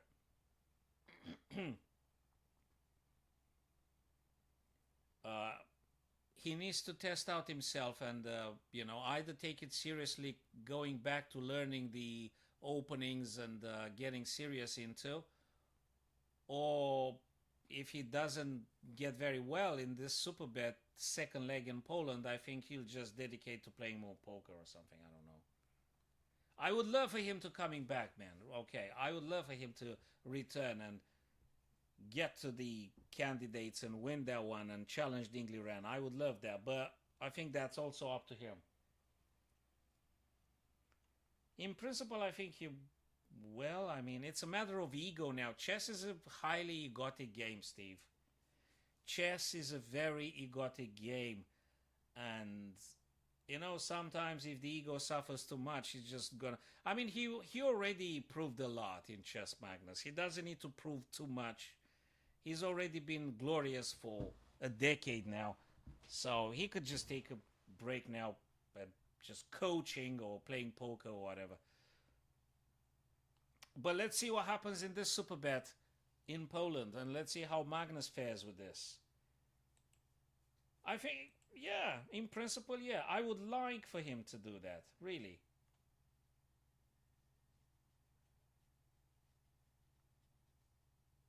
Yeah, I know that Magnus prefers tactics and deviating from the main lines. I think he did say that in an interview himself, not just according to Giri, Steve. He also said that Magnus himself said that he actually loves unorthodox stuff and he wants to get his opponents out of the theory. He did say that himself. And he said that actually he's fed up with just learning lines for the openings. He said that he's not particularly keen on just memorizing lines and playing 25 moves, pre-learned 25 moves. So I think he mentioned these ideas as well. So, what the... Oh my day. Guys, did you see that queen swinging over to h3? Because, whoop, we've got this. Oh boy. What have we got here? Plus 0.80. Guys, this is the threat. And I don't think Wesley saw that, so to speak. Pardon my pun. I don't think Wesley saw that.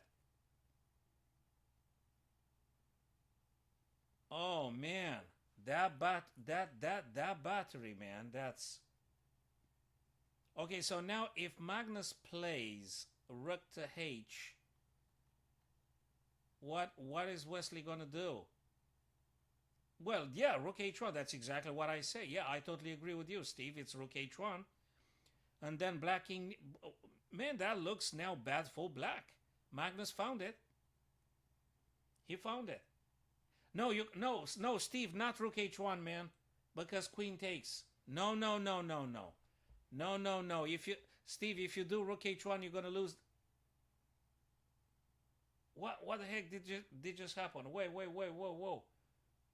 Queen C8, Queen takes C8, 9. Yeah, you can't do Rook H1 because you would have lost with White. Black is having pawn majority. Now Magnus reduced the handicap. He took the that was a misstep from Wesley, I guess. Well, the eval bar still gives almost 1 point up for White. Is Magnus going to play Bishop C6? But then Rook goes on D8, right? And then they can play this. And we are heading A6. A6. No, we're going to lose. A6. Wait. I don't think it smells...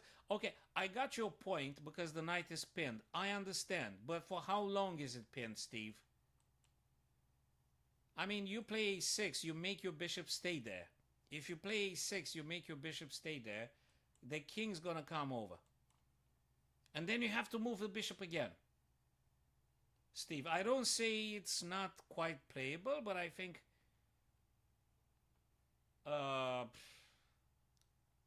probably. Look, Steve, I think I would spend here a solid 5 minutes or more in this position. But they don't have it. Magnus is 5 minutes 40, the other guy is 3 minutes and something. This is a tricky ending. The engine says it's a draw if this thing happens accurately for both colors. But how you draw here with White, is A6 the move? Or is it what? Bishop C... What's Bishop C8? Is bishop c8 a good move, guys? I mean, if knight takes, rook's going to take, and you're going to lose the game. So you can't take. You got to go rook d8. Does that make some turbulences? Is bishop c8 making some disturbances over there?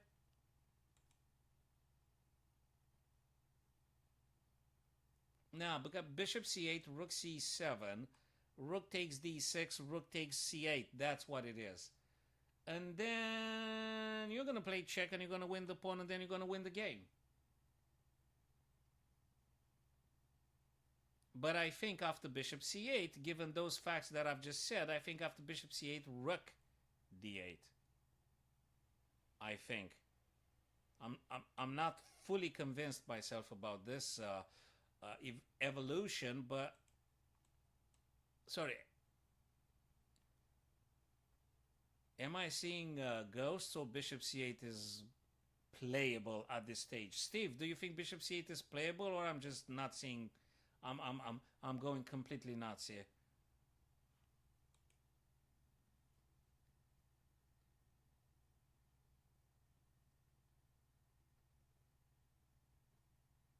After rook d8, you've got to.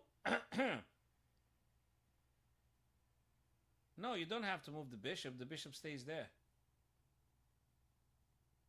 Because you want them take with the with whatever you want to take them with. The purpose would be, so obviously knight can't take, right? So knight can't take, so the rook comes back. And then you gotta have to play some sort of like waiting move, or okay, a6 he played. He did spend some moves, and he knight b7, knight b7. Yeah, okay. I think it's not too much to achieve. I just think maybe from a psychological point of view might have been to be considered. I don't know.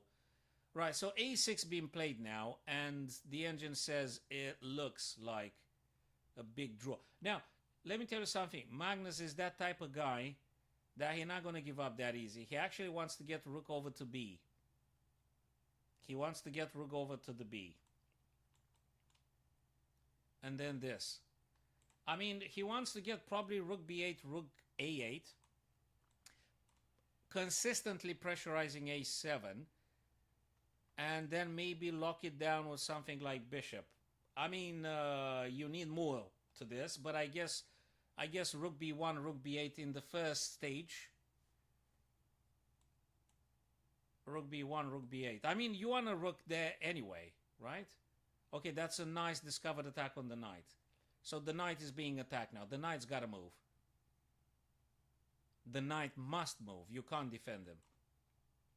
Well, you can if you insist, but I'm not sure. I'm not sure you want to do this kind of craziness. You are exposing stuff, so I guess knight's got to go, but where? I mean, not totally to being discarded. King e7, rook e1 check. Yeah, what the heck? You're gonna, what? You're gonna go what? What? Where? Exactly, king e7, rook e1. Is it gonna go back? Is it gonna go back? I mean, I think Wesley's very happy with the draw. Isn't he?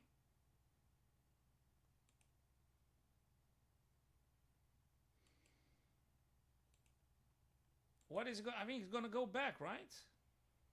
Check. He went on f7. But you know, these are the moments where you can easily blunder. Magnus going to squeeze the last freaking drops of this position here. He really wants to make sure he gets all he can out of this position.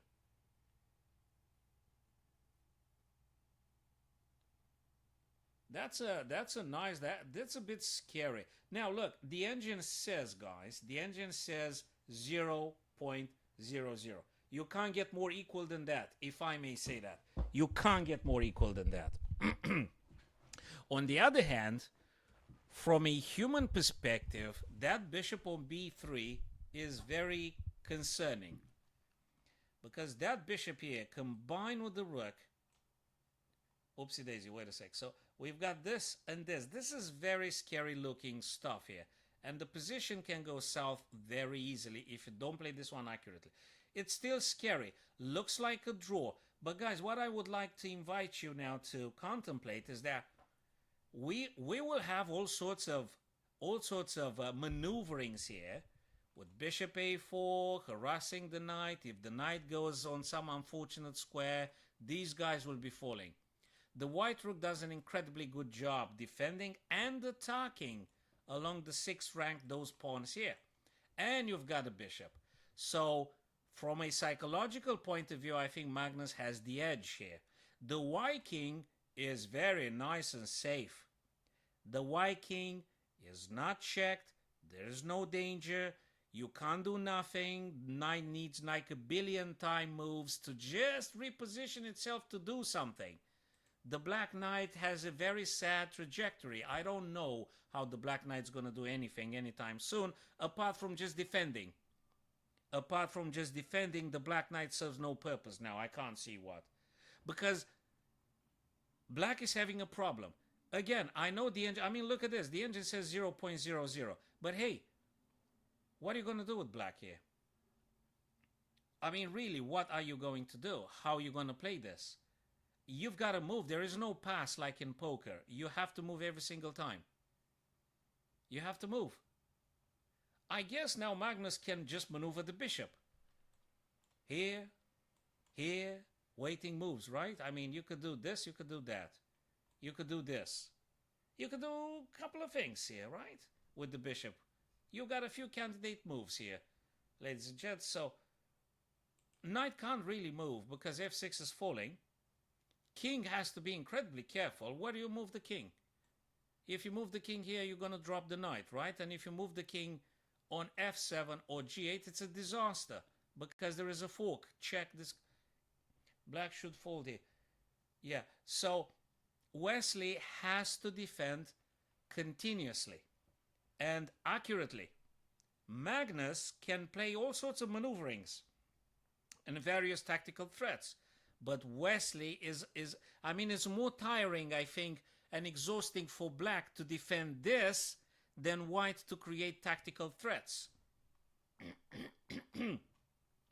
So Wesley So, excuse the pun, Wesley So has to be incredibly careful in defending this position. Whereas Magnus can afford messing around here, but the bishop has huge mobility, guys. Have you seen the bishop? The bishop can go places. And rook, the white rook, is incredibly dangerous again.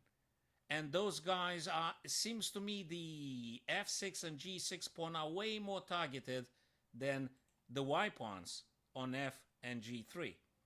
So this bishop is a bit stronger than the knight. And there is one more element, the time. If this is classical time format, I think Wesley So defends it brilliantly and nothing's going to happen. But when you have under 2 minutes now, or under a minute, I don't know. Steve says black should place the knight onto d4. Yeah, but it's easier said than done. I agree. I guess it's not a bad square, d4, because it's on a dark square, right? But it's easier said than done. Yeah. In principle, Steve, but now Magnus played bishop f3. Okay, the rook c5 wants to just simply stop the bishop. Yes, that is true. That is true. That is true. Have you looked at rook d3 and rook b3 ideas? Rook d3 will attack the knight straight away. Rook b3, look at this one. I've just said it. I've just said it. Rook b3 ideas for, okay. Hey, bishop b7. Oh, he defends it. He defends. Wait a second. Was there something wrong with bishop b7, guys? Because that was my first instinct to be dealing with that position. I must have lost something. I must have lost sight of something.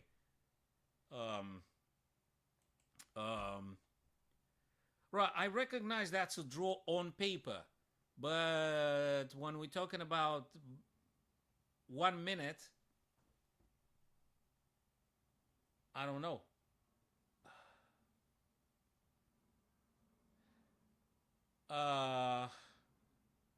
King f3, king f3. Well, I made the prediction, one correct prediction in. Well, I didn't make too many prediction. B7 is incredibly important to have it as a potential sacrifice at some point for the rook, but not as long as the black rook goes on the B2. That is why Wesley So stopped the bishop on A2, because he wants to play B2 after rook sacrifices itself. So we got to be very careful. What's that? I'm telling you, we're going to see a couple of blunders, guys. Steve, Clow, the other friend of ours. I don't know what's your name, man. What's your nickname? Sorry.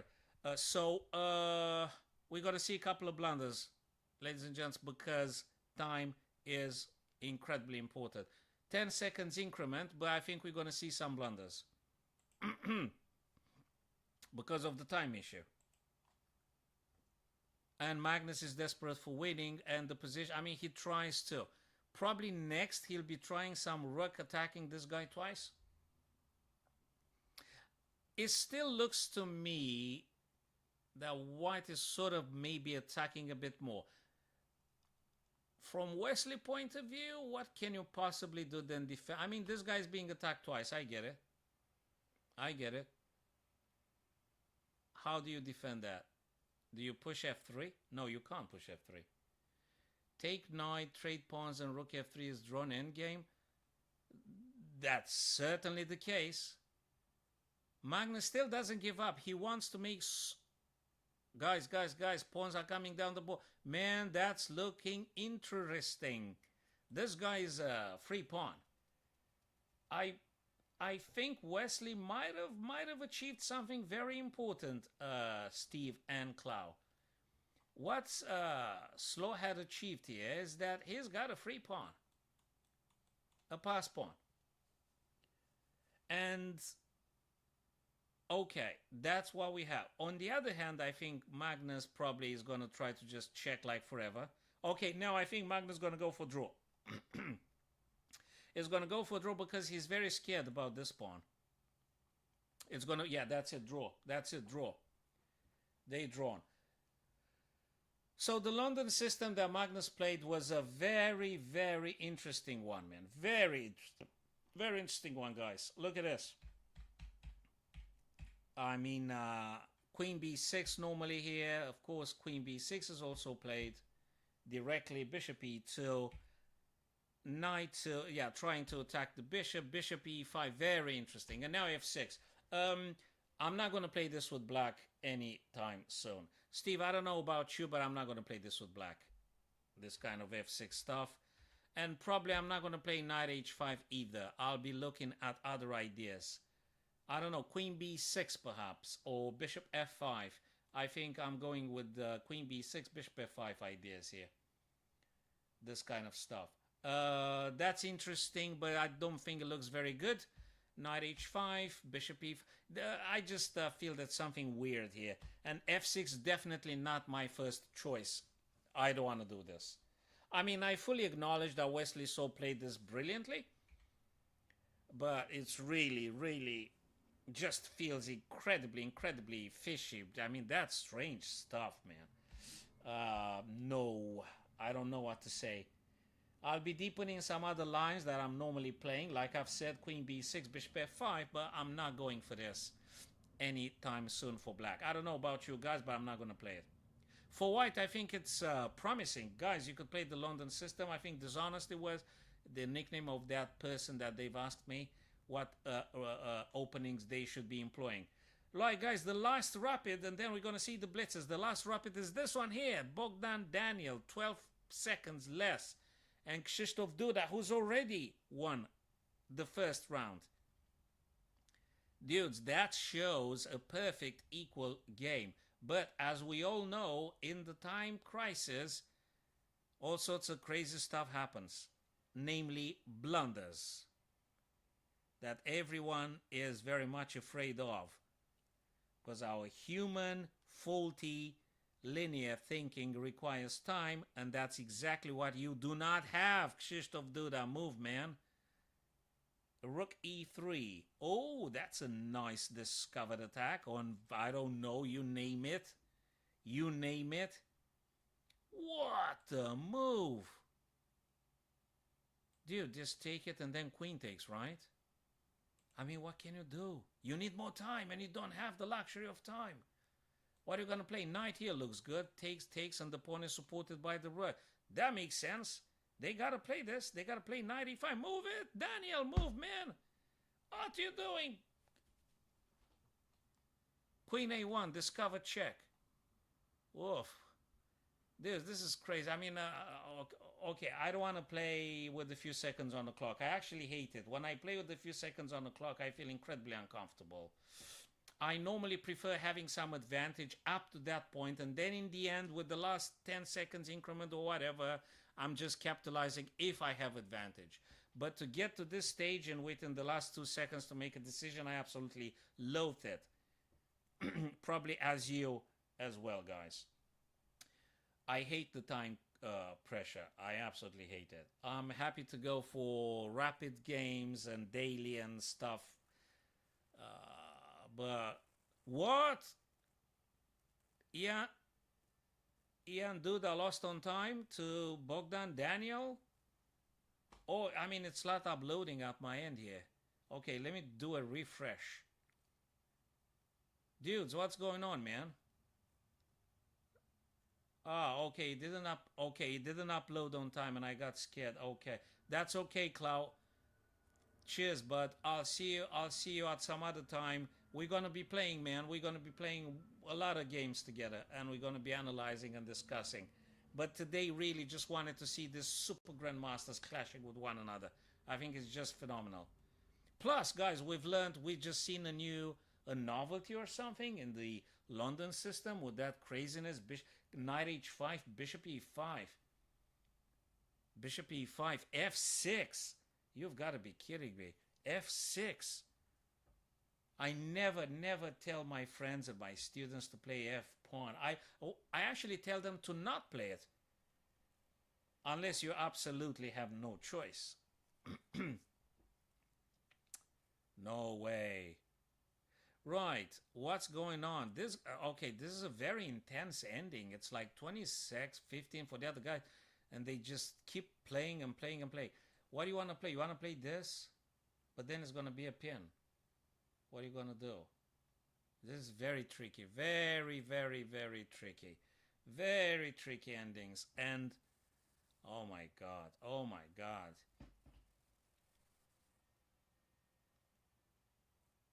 What's this going on? Looks like black's doing better here. What's going on?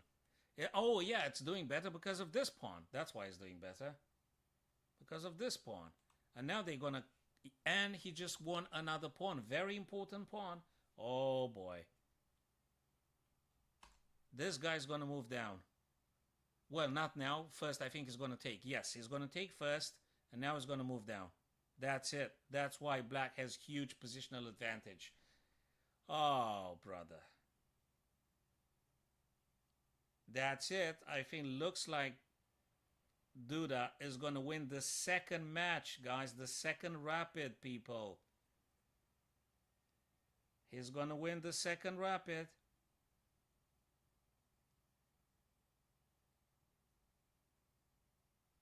And I suspect then what's in the cards is either checks, depends what the king moves, or here on a2. So he could perform some checks and then queen to c3. So if I'm correct, Steve, correct me if you think otherwise, is check, queen c3, forcing queens. You predict Magnus will win the super bet in Warsaw, Poland? You think he's going to win the super bet? I mean, I would be happy if you would win, but it doesn't really show the signs that he's going to win. Right. So I'm predicting nicely queen a1. I thought it's queen c3. Why? Okay. I wonder if queen c3 would have been just completely forcing white to take, and then you play the bishop and you forcing the knight go away and you're pushing forwards and promote. But probably queen e1 achieves just that. So, Steve, interesting prediction, but it doesn't really... Okay, in the match with Soren now, I didn't see for Magnus any super combative spirit. I mean, okay, maybe. I'd be happy if the guy comes back. I would be absolutely super happy. But it seems like mild or something. I don't know what happens, man. He needs to ramp up the aggressiveness. He needs to play very aggressively again. I don't know what he needs to do. I don't know. Maybe he needs to have someone to tell him the opening line. I mean, he needs to memorize. He needs to play again. I don't know what. He needs to play King's Gambit. I don't know. Now the blitzes are coming, Steve. Blitzes are coming. So it's possible. Yeah, okay. We've got the blitzes now. He's doing very well at blitz. He's doing very well at blitz. Very well. But Duda is doing also very well. Duda, I think he won already twice. I don't know what his compatriot did. The other guy, Wojciech. I don't know what Radoslav Wojciech did, but I think Poland is doing very well with this Super GMs. So I'm definitely gonna go get some more coffee and I'll be back for the blitzes, guys. Totally. And yeah, if you wanna have a friendly one, Steve, if they don't start, we can definitely play a friendly one together, man. Until they start. But let's just finish this one. And then during the break, I'm gonna go get a coffee. You can get for yourself too. We're gonna come back, play one or two friendlies before they actually start to do the blitzes again. So now I guess the ticket to victory is pushing this guy, but you gotta do this in a timely manner, because if you put it too early, if you push it too early, King's gonna come, and you're not gonna promote nothing. So you gotta be very careful about that pawn's advancement. You gotta be very careful about that pawn's advancement. It's not that easy. I mean, it's pretty much doable. I guess the king won. Do you want to come down like this? You got to play this one very carefully. And the problem is that, again, the time. So the problem that the perennial issue, the super perennial issue is the time. But now I think he'll be resigning. He'll be resigning because you can't stop this guy. I mean, you might be having some checks here, but you can't do too much about. Yeah, he just resigned here at this point. Fabulous game. I'm really intrigued, Stephen, Clow, or Dishonesty, the other guy online with us. Thank you very much, my friend. They still playing? Sorry, I thought the other guy lost. I mean, I thought the Bogdan Daniel resigned the game or something. Okay, so he wants to play knight c3 or something? Knight c3 and then knight d1? Okay. Well, I think, why not? Let the guy try. I mean, why not? You know, if you were in his place, probably you will do the same. No, actually, he plays for a win. He wants to... he'll be keeping the king on e2, stopping any advancing. And then he tries to just play with the... Do you know, that's an interesting tactic. You will be using your knight, harassing the black king, and see if you can get something out of those pawns. The bishop is... Yeah, but the bishop also can take here, and then they takes here. And...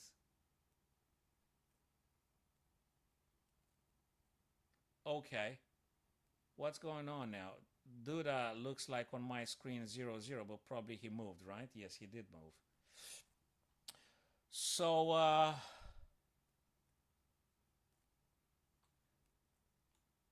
takes, and the black king eats those pawns, and that's it.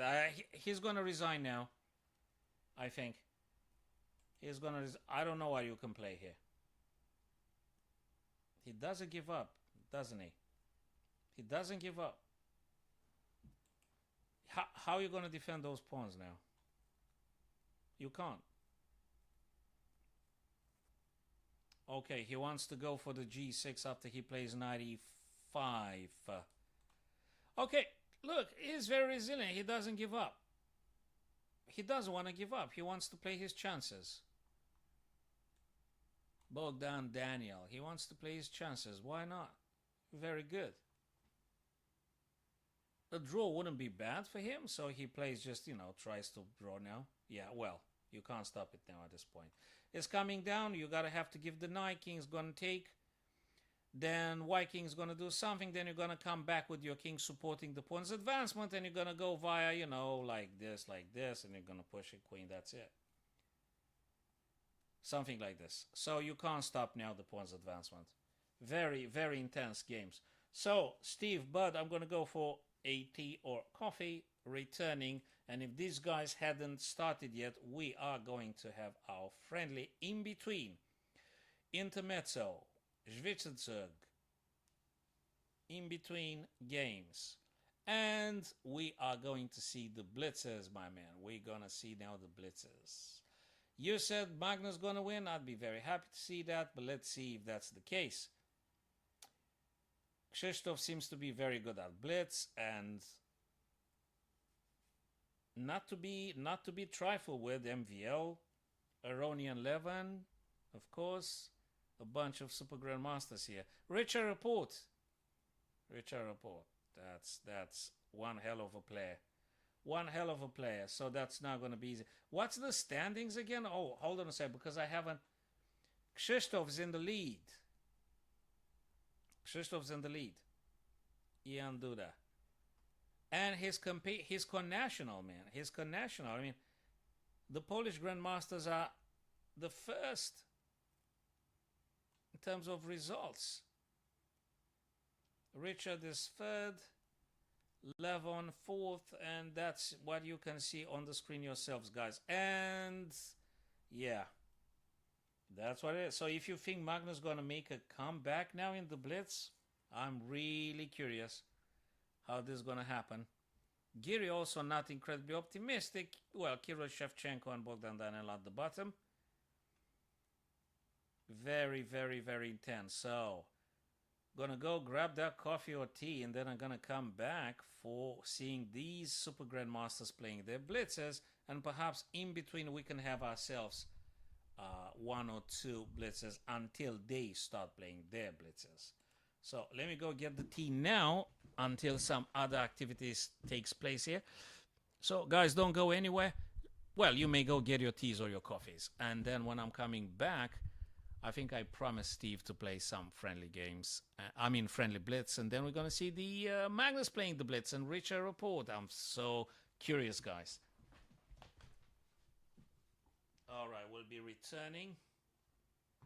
Let me get those.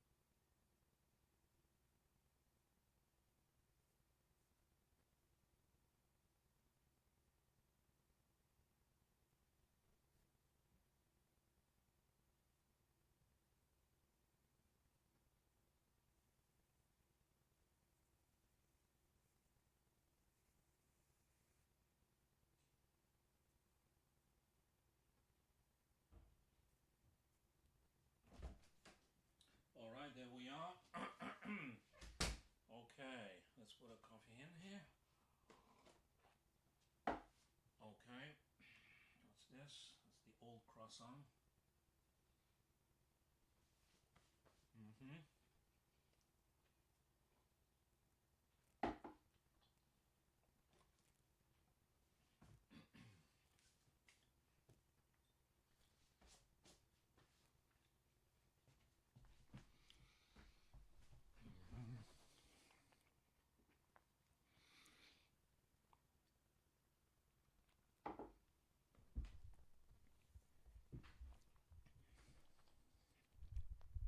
Okay, we're back now.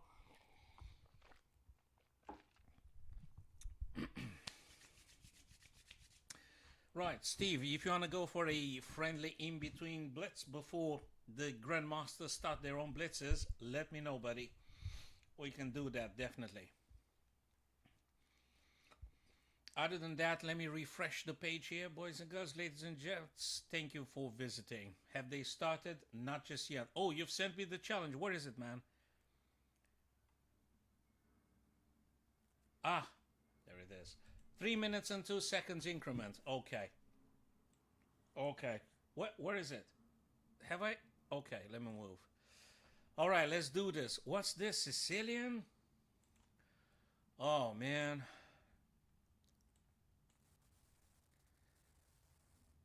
Let me develop stuff.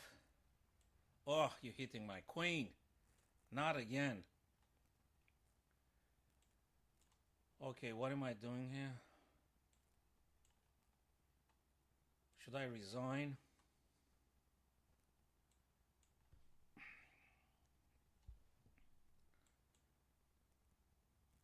Okay.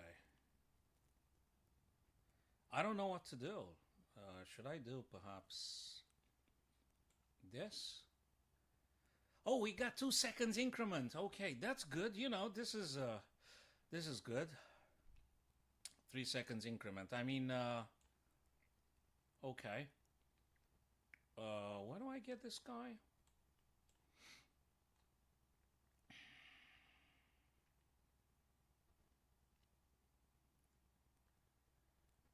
That's good. 2 seconds increment. So you know, if you have some advantage, then you might be able to just.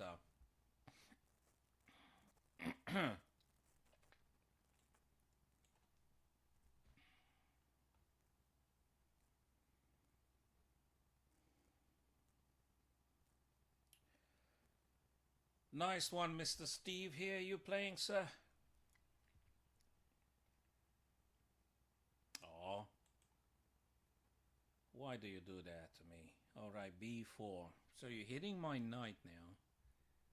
If I take your guy, you take with the knight harassing my bishop. That's not very nice.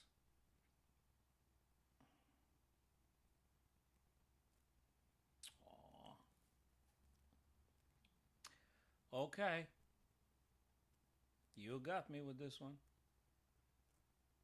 So, now what do I play? Hi there, Justine.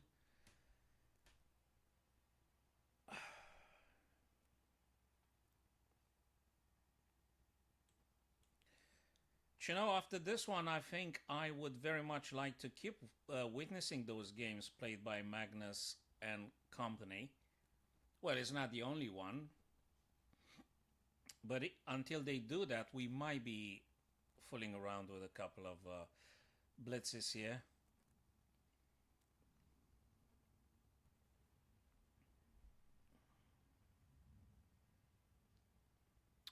Oh, that's a problematic one. And blitzes. This position for blitz, this position is for a nice rapid here. You take your time and you think what you're doing. What is this? Blitz. What do I do now? What exactly do I do now? Oh, he wants to shut off that. Oh, okay.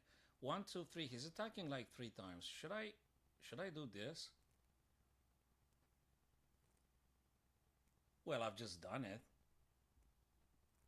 I don't know.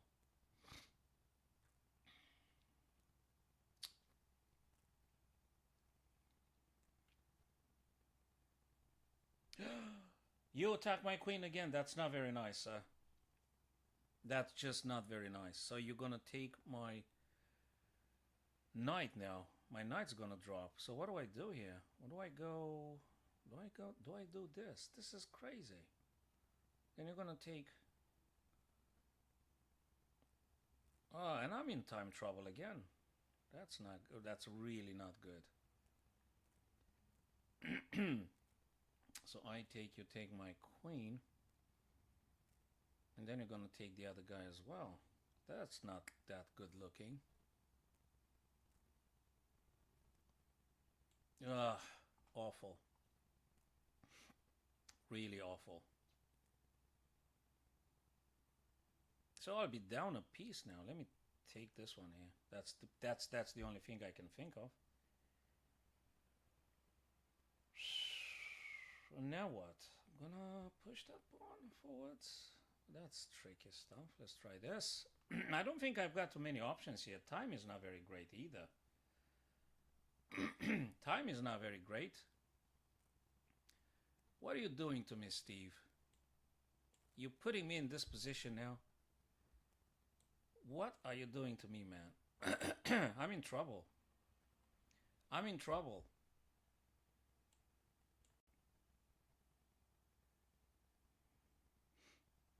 Oh, brother.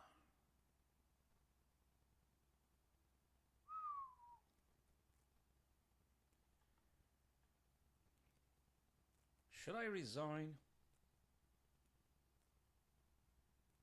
Or should I just keep checking? Maybe if I'm lucky. Like, how lucky can I get? What did you do? Did I lose? Oh, okay, hold on a second. Hold on a sec, guys. Let me try and cook something here.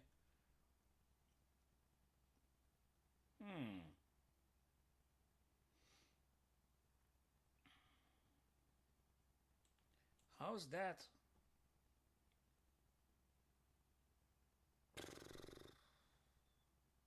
How's that? You got me, Steve. It's a desperate man's game now, but you got me at some point here. You definitely did.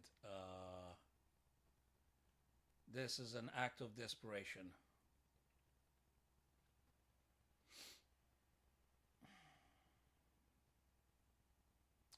You're gonna come with that, guy. Should I play some? Okay, what's the craziest move I could do? I'm running out of time.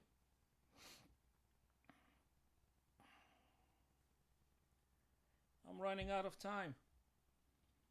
20 seconds, come on. Never again. Oh my god. Steve, you got me, man. Should I resign? Oh, I'm just lucky. I'm a lucky punk. Okay, I was just lucky, Steve. You got the better of me, man. You deserve to win the game. I was just a lucky character. But you're gonna cook me next time, Steve. You're gonna thrash me next time, man. You're gonna win. You're gonna win. I was just lucky because I've got that thing with the bishops, and I just had that nasty checks coming. I was just a lucky guy. That's it. But it's not gonna work too many times. You're gonna cook me one day, very soon, Steve. Maybe even today. You're gonna win, man. Thank you, Steve. We're going to play many more games. Guys, shall we see what Magnus plays and Anish Giri, or do you want to see my pathetic moves? Anyway, sometimes I'm reasonably decent. Some other times I'm complete crap. So, and shall we watch those games, people?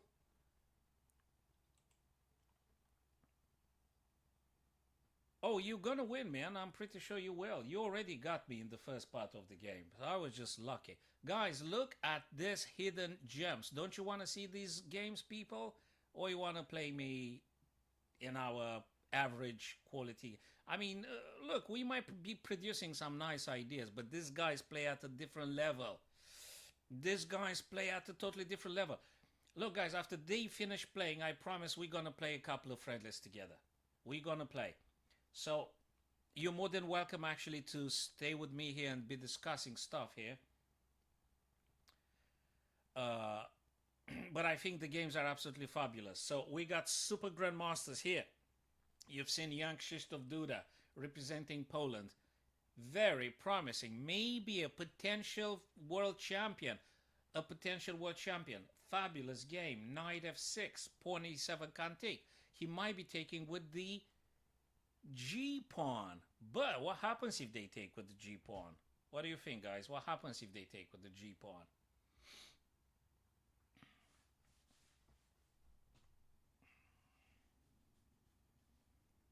Oh, what did I do? You guys see the board? Yes, you do. So, Justin, thanks for stopping by. I'll be playing you, I reckon, after this blitzes. If you stick around, we'll definitely be having a friendly one, Justine. And I'm gonna play Steve again if he wants to, because he needs to take revenge for that awful game that I played, and in which he had great chances for capitalizing. But I'm pretty much sure, Steve, that actually was the time issue that did the stuff in our game.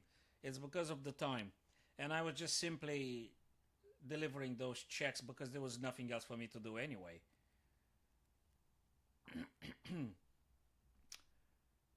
All right, so Duda is white, Magnus is black.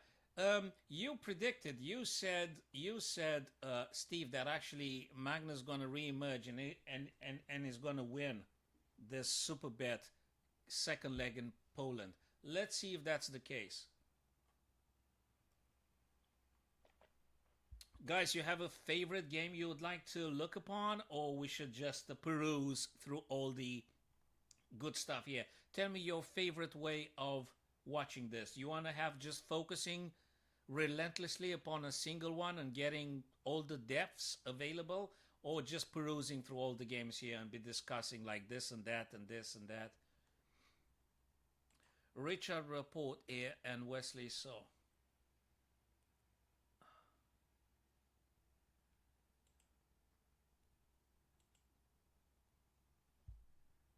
No, that's another rapid. Guys, this is not blitzers. That's another rapid. Man, how many rapids they play, for Christ's sake? Wasn't it a single round robin? Wasn't it a single round robin? Yeah, it was. Of course it is. So, because they never played, Richard never played Wesley So in this tournament. So it is a single round robin. And the blitzers will be double round robin. So you get to play white and black the same. No, not this. I mean everybody else. You get to play everybody else 2 games after this rapid single round robin finalizes.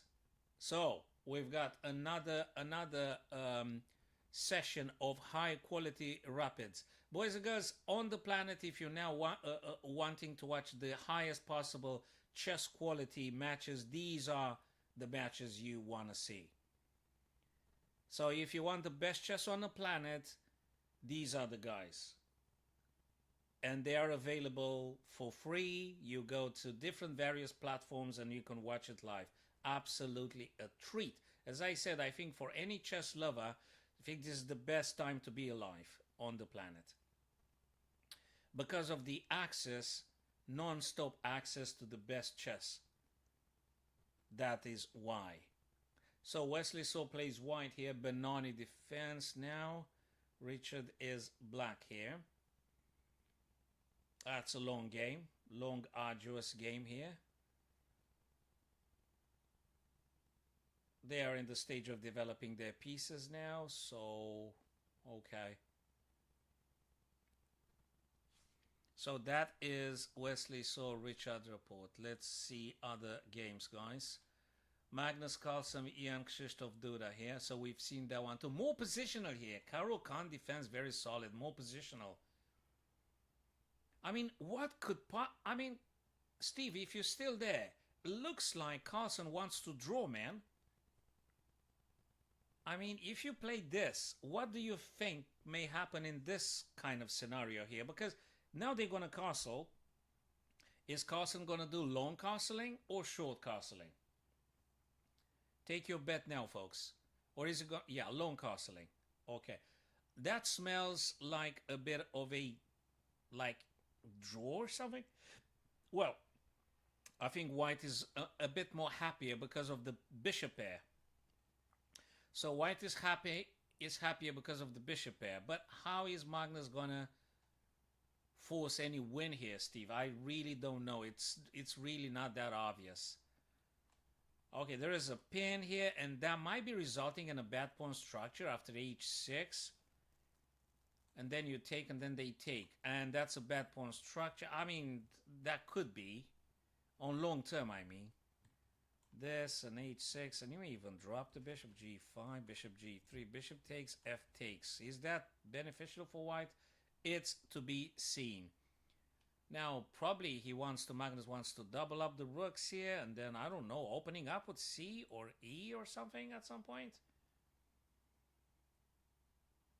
Okay, you're going to tell me your thoughts, guys. What do you think Magnus cooks here?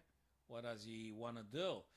You're more than free, guys, to voice your opinions here, and I would absolutely love to hear your thoughts. I haven't looked at all at Levon Aronian today, not too much, because I was focusing on Richard and Magnus. And so, what did they play? A Berlin-Vienna now. Was that going to be another draw here? Okay, the rook on b1 hits this, so probably Anish needs to address that one. Is he going to play knight a5? Is he going to play knight f5, attacking the bishop, defending the pawn? Is he going to play rook? Is he going to play b6? But if he does b6, he weakens terribly the light square, so I don't think he's going to play b6. I think he's going to play either rook or knight a5, I think. He didn't. None. He leaves b5, b7. Is this a wise one? Because the eval bar now gives white a bit of an advantage. So maybe that's the reason, because he just gave up on defending b7. Maybe that is why the engine goes a little bit in white's favor. Maybe. I don't think it was that bad to look after the b7 pawn. Okay, you can't really do this because of knight a5. So that would be one thing. But what if white takes first the knight, queen takes, and then rook captures, and then knight plays again? I mean, the other knight plays. Then you're going to have to take on a7 or c7, right? So that's a tactical thing that actually, I think now Levon's going to spend a good 5 minutes, if not more, I think. Because now you got to take them one by one. What happens after you take, and they take, and you capture a knight a5? You're going to take on c, you're going to take on a, and what's it going to do next? You know, all this kind of ideas. So Levon now will be sitting down with the position and thinking if he is about to try and grab some pawn. We got to be very careful. Sometimes they might be a bit poisonous. And also there is an interesting pin here. Got to be careful about that one too. And many other things. That's not an easy game. That's a positional game. You have to keep things very well under scrutiny here before you're committing yourself doing something. So now Levon is going to think what to do about this pawn and this knight, I reckon. Unless there is something else he wants to play. This knight is a little bit uncomfortable also, because it constantly targets c3 and you got to keep a bishop here. So you may want to get rid of this knight, I reckon. You just tell me your thoughts if you think otherwise, people. So that's in the Anish Giri Levon Aronian. What happened in the Magnus Carlsen Duda? They haven't... Okay, so Magnus, as we said, Magnus double up the rooks here. So that makes me think perhaps he thinks of pushing some c pawn at some point. Perhaps. What else? I don't know what Magnus want to do here. I mean, probably this kind of idea. What else does he want to do? How is Ian Duda going to play? Is he going to play this pin? I think that looks very healthy.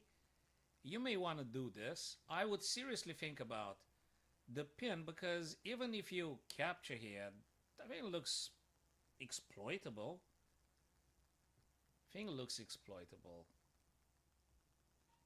I mean, other than that, what do you do with the bishop on d2? You're going to keep that bishop there for how long and why? So what's the plan? What do you want to do? Maybe c4 to just stop something here, and then bishop c3. But that's an invitation for the bishop then to come on f4, I guess. Well, you can repel them with g3, I guess. So there are a lot of ideas here, and they are terribly time consuming. So when you get into this kind of things, I mean, in my experience, when I'm having this kind of middle game, unless I'm playing a blitz against Steve, and then probably I'm gonna blunder, and then some dirty flagging or something. So I normally tend to kind of like spend a lot of time in this kind of positions here. You really have to sit down and think it through. You need to decide what to do with that bishop. There you go. There you go. Bishop g5. Bishop g5. So I think everything worked. I mean, no, you got to take the knight. You got to take the knight. And black is going to have this kind of pawn structure. Isolated pawn. So that would be an isolated pawn. Maybe on medium long term would mean something. Maybe. Does he plan on coming back? I mean, you got to look at his ideas. You got to sit down and think. You got to think bishop h4. I think probably he figured out already. Now he just wants to make sure that that's the wise choice. Is he going to play bishop e3? Sorry, guys. He's going to play bishop e3. Bishop h4. He's going to play bishop e3 for what purpose? For this? For what purpose exactly? What is he going to take? I'm very much tempted to say bishop takes, but that would go towards a sort of draw, right?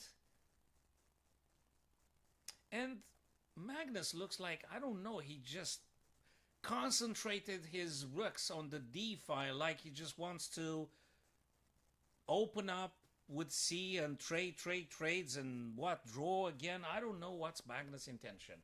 Why did he play that? I mean, of course, it's good to have the rooks in a battery, of course, but how is he planning to open up the d? I don't know. I mean, to me, I don't know, God. What would you do if you were Ian Duda here? Would you take on f6?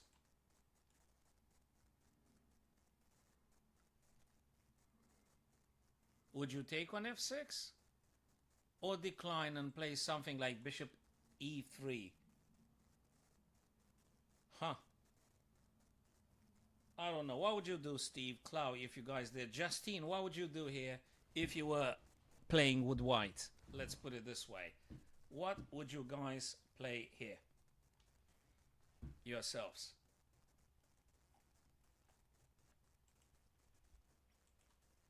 Personally, I would be tempted to take on f6 and just play the game like this, being conscious that probably we're going to go towards a draw. That would be one.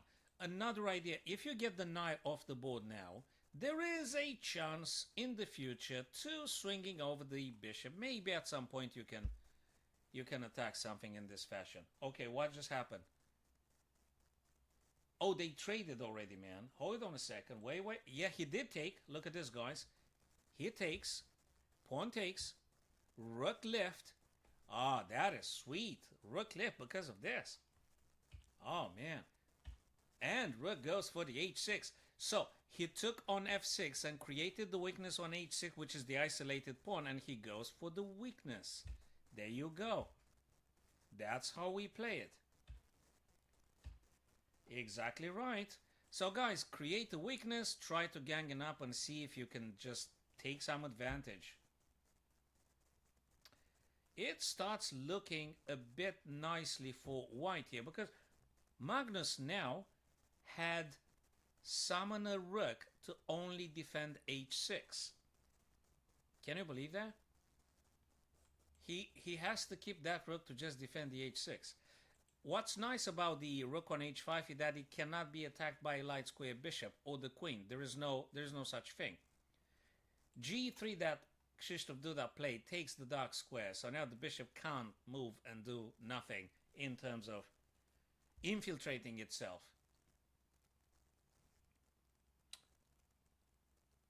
I think I like white slightly better here. He did spend, though, if you watch the clock for Jan Duda, he did spend a bit more time. Magnus is like 10 minutes extra. But that's a strange game for Magnus here. I mean, he just keeps a rook to defend the pawn. That must be painful for him. He pushed the pawn here. Okay, that's on a dark square. You can't attack it. What does he want to do? He wants to expand on the queen side? He wants to go on the queen side? How? How are you going to do this? I don't know. Okay, probably it's just one of those moves. I don't know. It's not too many idea crops to mind here because queens came off the board, and when the queens have disappeared, you gotta play very positional now.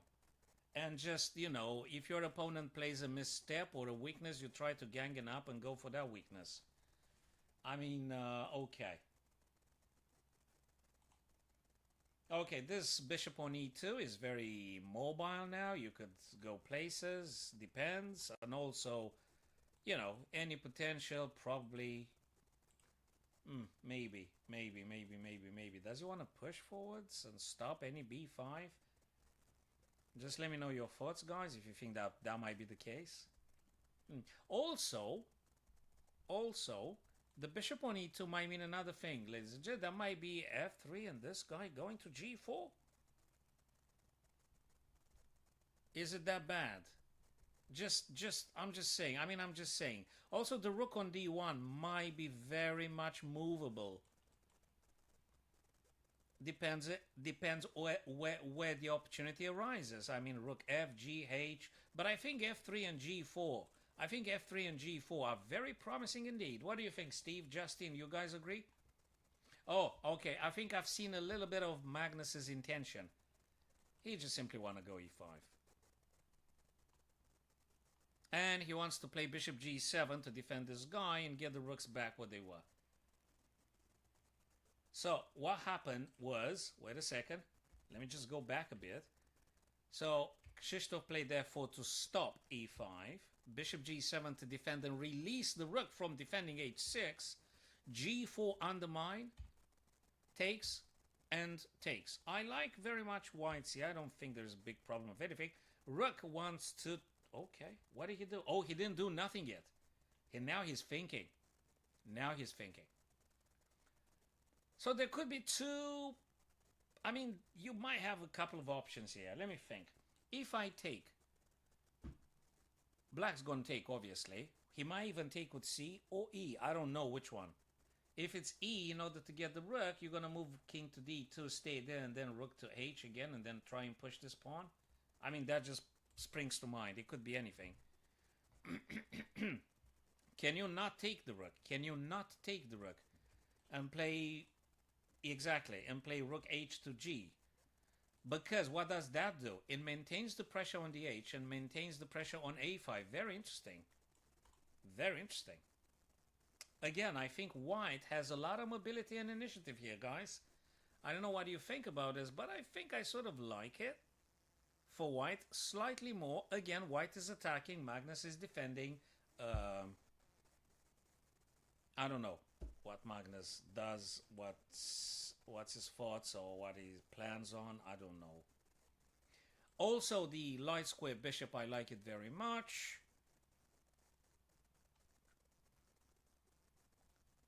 Very mobile, depends what's going to happen. Very mobile, you gotta take them one by one. If pawn goes forwards, let me just think about this one. And if they takes, rook takes, and you take. Nah, it's going to be on a dark square. That's not very positive. So we got to be careful about this one. Normally, you don't want to put your bishops on the other guy's bishop's diagonals color. So you got to be careful about this. Is that an opportunity to break with g5? Just wondering. Is that an opportunity? Should you play in this fashion or differently? Now, if you want to stop the rook, just play bishop f3 or something. If you want to stop the rook, just... Oh, bishop c4. Bishop c4 stops the rook, that's for sure. And doesn't allow black to push f. Probably you've noticed, my chess friends, bishop on c4 does not allow black to push the f because e6 is falling. Okay, g4, weakness. Magnus played rook g8 because he wants to hit g4. And now, Krishna Duda probably is going to have to defend. He's going to play back bishop e2. I don't know. He didn't. He played king d2. The Valbag goes a bit towards the middle now, so probably bishop e2 would have been better. He did play bishop e2 though at some point. Bishop f8 and bishop e2.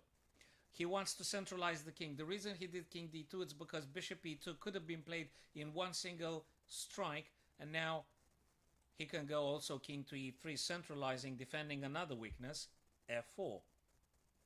Hey guys, did you see the h6? It's been defended. h6 was defended by Magnus. Rook g6. Is he gonna push the pawn? Is he gonna push king e4? Maybe. Maybe. I mean, how many things can you do here? Because the more the game progresses, the more pieces come off the board. It just looks strikingly similar with the previous game that Magnus played versus Wesley. You're gonna make another draw here. And I think Krzysztof, which is in the lead, he would very happily accept it. He would very happily accept it now.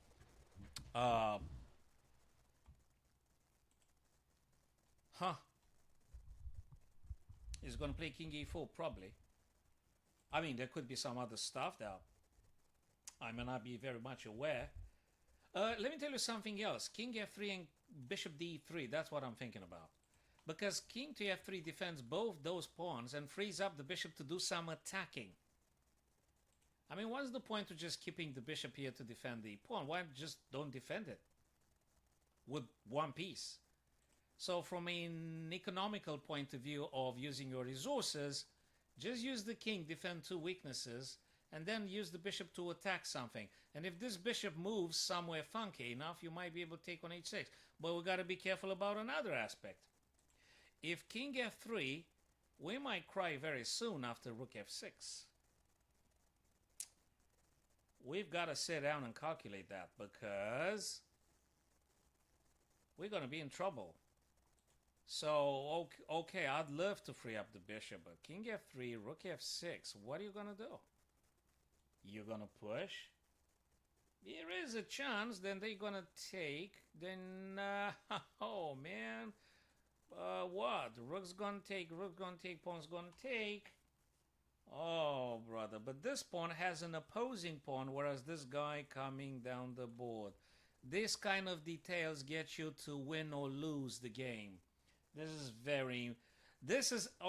the critical moment. So Duda committed to pushing f5. That's the critical moment. Definitely. You've got to be very certain about what you're doing. Okay, what is black going to answer here? Is he going to take with the pawn? Because if he doesn't take, you're going to take. But then you can take with the rook and check the king. Not bad, I guess. Okay, the game is being played now. You've got to be very accurate. King e4? King e4. I mean, that's what I would be very much tempted. But then again, you got to sit down and calculate. Now, guys, have you seen the time?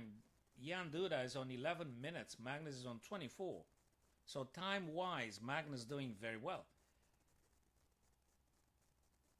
Okay, what is Duda gonna play here? I just wonder. King e4. Bishop d3. I mean, what chances? I mean, you got to do something about this pawn, right? Or not? I mean, you're defending it twice now. But the king wants to come in the middle anyway. And as long as there is no light square bishop for black, probably king e4, you can't be attacked. And it's important. King is an attacking piece too. That's it. There you go. King e4. I've said it. They played it. I called it out. That's what happened. King e4, king c7. Magnus tries to get the king also active in the game. Bishop c4 springs to mind. To just improve the position better. And, you know, but no, you got to be very careful, because if you take, then we might be having a very massive problem. Actually, we're going to lose. This is very tricky. Once you take, we've got the rook here, and that's looking very bad. I reckon white also might be investigating c4, c5, send the bishop away, and then you do whatever you want to do. As long as the bishop covers this diagonal and the rook, you gotta be oh my god. Why on earth did he take? Isn't he afraid of this? Well, okay, so firstly, I guess we gotta take. So they've got to take first, and then why is he gonna play this? He's gonna play rook f5. Oh, brother. Okay, if black plays with a check now here, we're just gonna move the king on e3, just saying, as an idea. Right, so he didn't. He checks with the rook. King moves away. Okay. Bishop plays f4.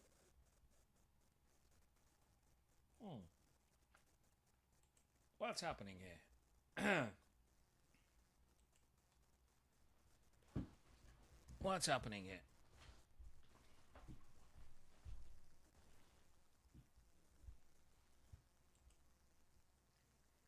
What's going on?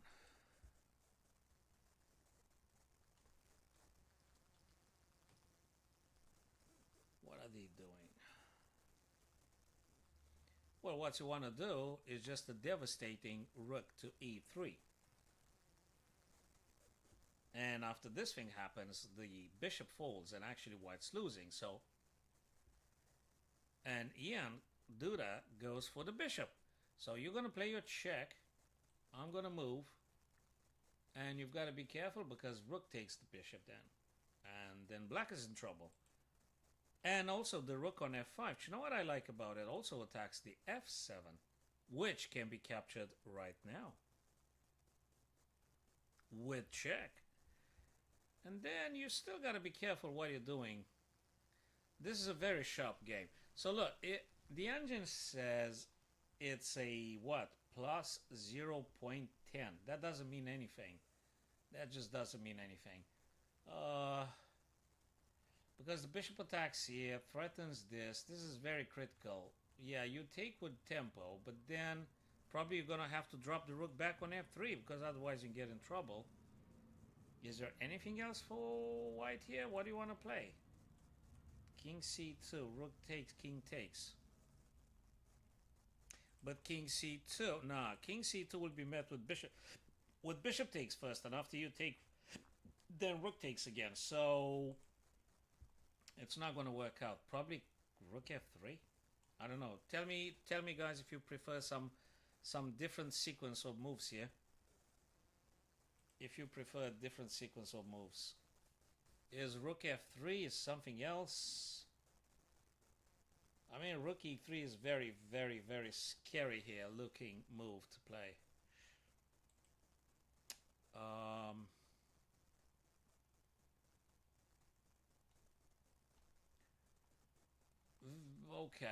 Okay, that's interesting. Probably rook f3.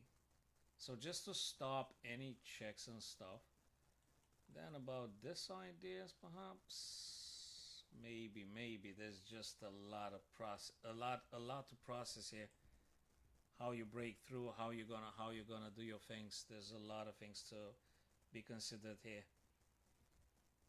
Okay, so that looks like a draw about to happen. Let me see what other people do. If there is any craziness in the evaluation bar somewhere. Looks like they're on under control here. Anish Giri Levan Aronian. Okay. Richard Report Wesley Saw. Another fabulous game over there. Okay, I'm gonna keep looking the Magnus one versus Jan Duda.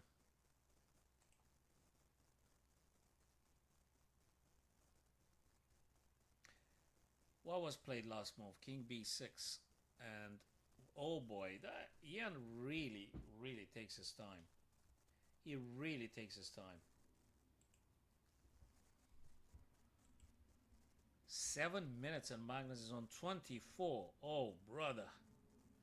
Again, I reckon rook to f3 would be something to make sure you're not getting any checks. It is defensive though, but from rook e3, then maybe you can hope for some rook h3. You're maintaining the defenses and you put a bit of pressure on this guy. And then you gotta free up this bishop. You can't keep this bishop here forever, but then b2 is hanging. But if you move the b2 pawn now, you're gonna get this check and this bishop's gonna fall. It's a very critical position here. It's not a very easy one. There's no wonder Jan Duda now spends so much time here. I mean, he really looks like he struggles with this. So he's got one extra pawn, but actually black is kind of attacking and posing problems for white here. And if you're gonna start playing defensively now with rook f3, black's gonna take on b2 next time. I mean, you can bet he's gonna do that. Huh. Okay, that's a difficult one. King, yeah, I've said that, king c2. Now, what happens is, I think Magnus going to take on b2 first. Oh, he took the bishop. He should have taken the pawn, right? Takes the pawn. Okay. I think that simplified the game in white's favor. Now white rook is very happy to roam free the board here. I mean, they might be playing f6, for instance, just give an idea. Or, I don't know, h7, is that better? f6, g6. I mean, I suspect the black rook also will be attacking. I don't know in which fashion. Should they go g2? Whose turn is now? Magnus's turn. Okay, he's going to go for the pawn. He's going to go for the pawn. Oh, I think, yeah, they traded the bishops now. So we've got this position, Steve, in which white is having one extra pawn. Yeah, he's going to go for this one, exactly. Rook g2. I mean, that's, I think, predictable to some extent. Rook g2 goes for the white pawn. That's a little bit predictable. We're going into a... Okay, it smells of another draw here, Steve. Smells of another draw, man.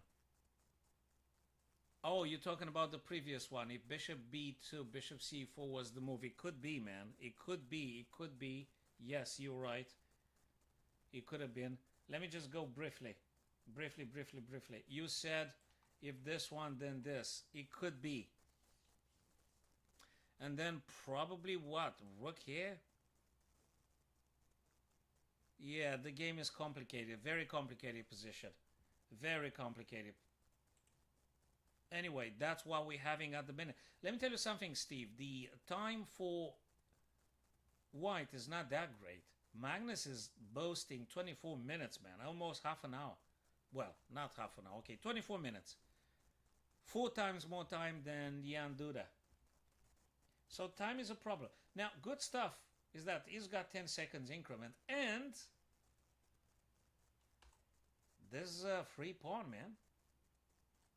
I think it's worth playing the game, trying to win versus Magnus.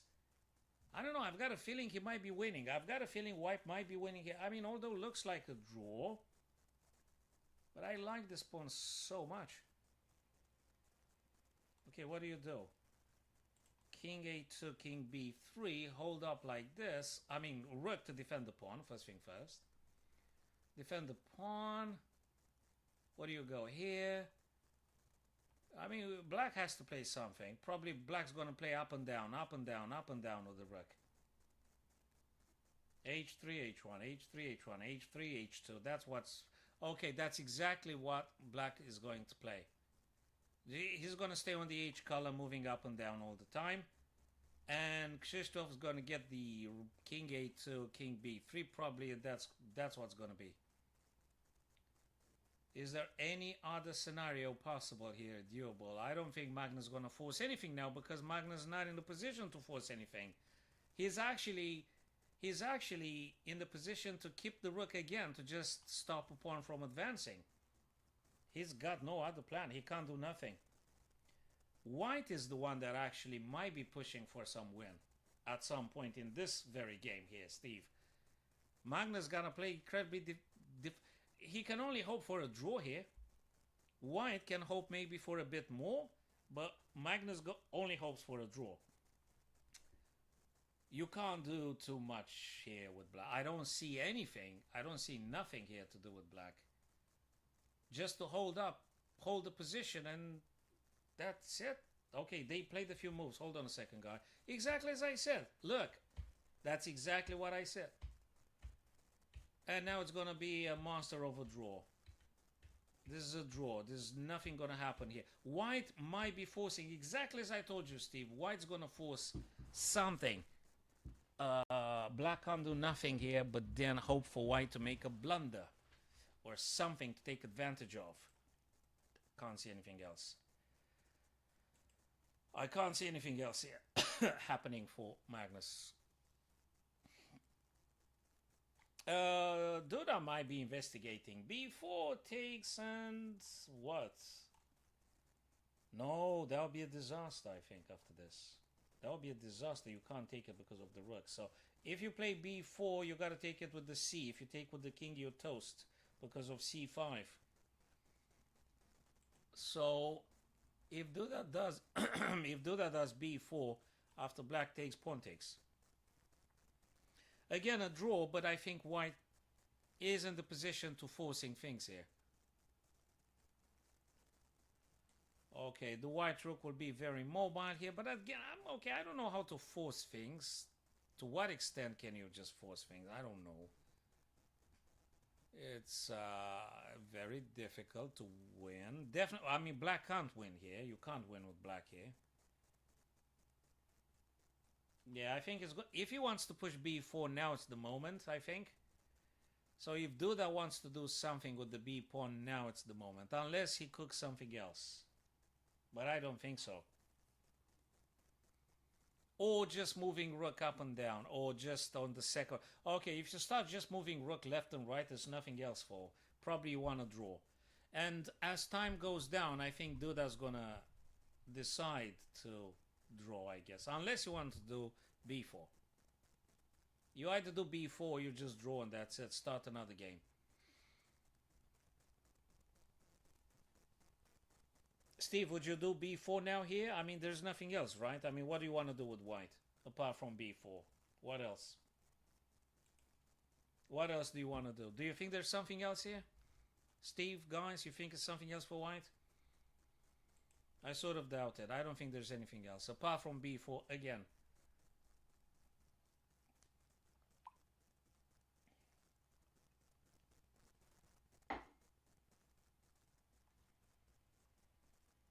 Okay. What else? Well, you do know a couple of things. You can't say you don't know anything about rook end games. Of course you do. You know how to checkmate with the king and rook versus king. That's what you know. For sure. You know that checkmate. Of course you do know.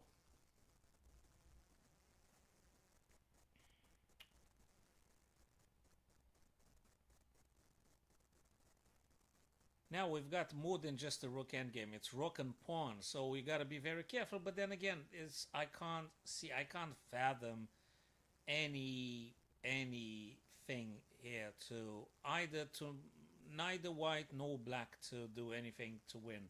It's a draw, and I think we should be moving our attention to Richard's report game or somebody else's game, because Magnus and Duda here are going to draw, unless one of them are going to blunder. But probably not. Magnus is on 24 minutes. He's not going to blunder. So you do know something, Steve. There you go. So you do know something. So in this game here is just nothing. Magnus 24 minutes. He's not going to blunder nothing. And Duda, probably he's going to try and force something. And then b4, and then supporting this guy to coming down. The white king will be staying surrounded by the pawns. Yeah, I've got this one right. That's exactly what he wants to do. He wants to push b4, Steve, but before he push b4, he wants to have rook on a8 to support the checks. What that means is that the black king might be pushed back, and then he might be thinking of infiltrating his own king. Not an easy task, though, because probably Magnus going to check the heck out of the White King. But there is to be admired the Duda determination and resourcefulness. So that's not a grandmaster to be trifling with. There you go. There you go. I've said it. That's what he played. I've said it already. Now, he might even go with check or maybe taking. He took with the king. Very nice. Very nice. Really nice. Check it. Okay. Looks like a draw, but it's absolutely interesting now. This is getting very interesting. Magnus needs to heck the hell out of the White King now. He's just got to check him all the time. He's got to be careful. You got to play this one very carefully. Very carefully. Okay. What does he want to do? Check. You got to move. Where you going to go? You go here. They're going to check you and grab your pawn. You go here. They're going to go for your pawn. You're going to move, again, rook a8. That's going to be a draw right here, right now, ladies and gents. Rook a8 or king b4. And they're going to be repeating this. There's nothing else here. My chess friends, there's nothing else here. Rook a8, king b4. One of these two. One of these two. And that's a draw. And that's a draw right here, right now. There's nothing else. You can't do nothing else here. Plus, Ian is getting under 3 minutes now, so he gets into the blitz game type of. So he's gonna simplify now. He's gonna repeat the thing. He's gonna repeat the moves. He's gonna repeat the position 3 times now.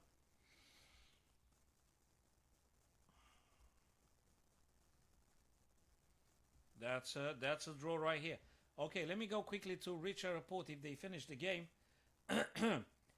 Wesley, so Richard report. These guys are fighting like hell here. So that's just, you can see it on the left. Okay, so why did he go for a check? Wait a second. Why did he go for a check? He's going to play king attacking. And then this guy's going to drop. No, he can't do that because the rook's going to take on b7. Very nice find. Very nice find. If you play king to attack the rook, actually white's going to take on b7. That's a heck of a nice fight. Now, it doesn't mean that the black king needs to go for the rook. Oh, he does. Oh, he does. Oh, but he... What? Man, this guy's plays so originally. So, I mean, I thought that he's going to take the pawn. I thought he's going to take the pawn. Oh, Lord. Okay, what does he want to do? He wants to do rook. But how is he... Okay. How is he going to make any progress here? How is he going to make any progress here? Well, he tries to. He tries to. So if you keep the rook on the 5th rank, black rook's not going to touch this pawn. But you also got to be careful. You can't move with the king because they're going to be skewer. And then you're going to cry because you're going to lose the rook. Now, if rook stays here as he puts it, actually, you can then advance the king if you got a chance. Because if there is taking here, they'll be playing this. Attacking the rook and attacking b7. It's an interesting idea. So he really tries to. He really tries to.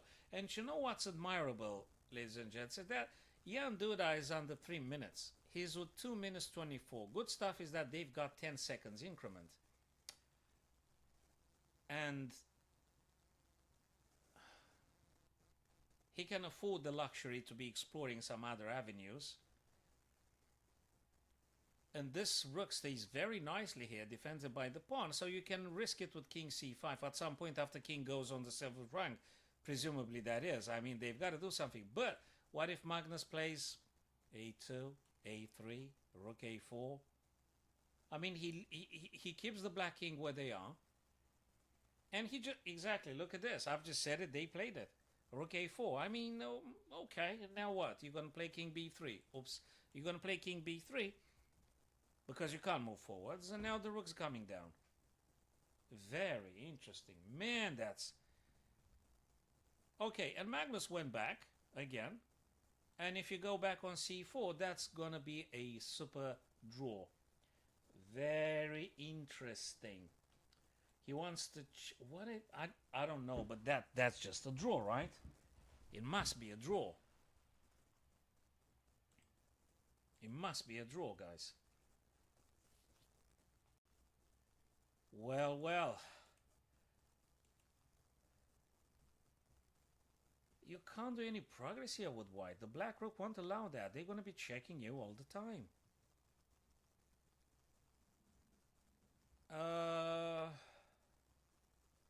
Check again. You attack. I mean, what? They go back again. I'm a little bit concerned with Ian Duda's propensity for pushing maybe too much at some point.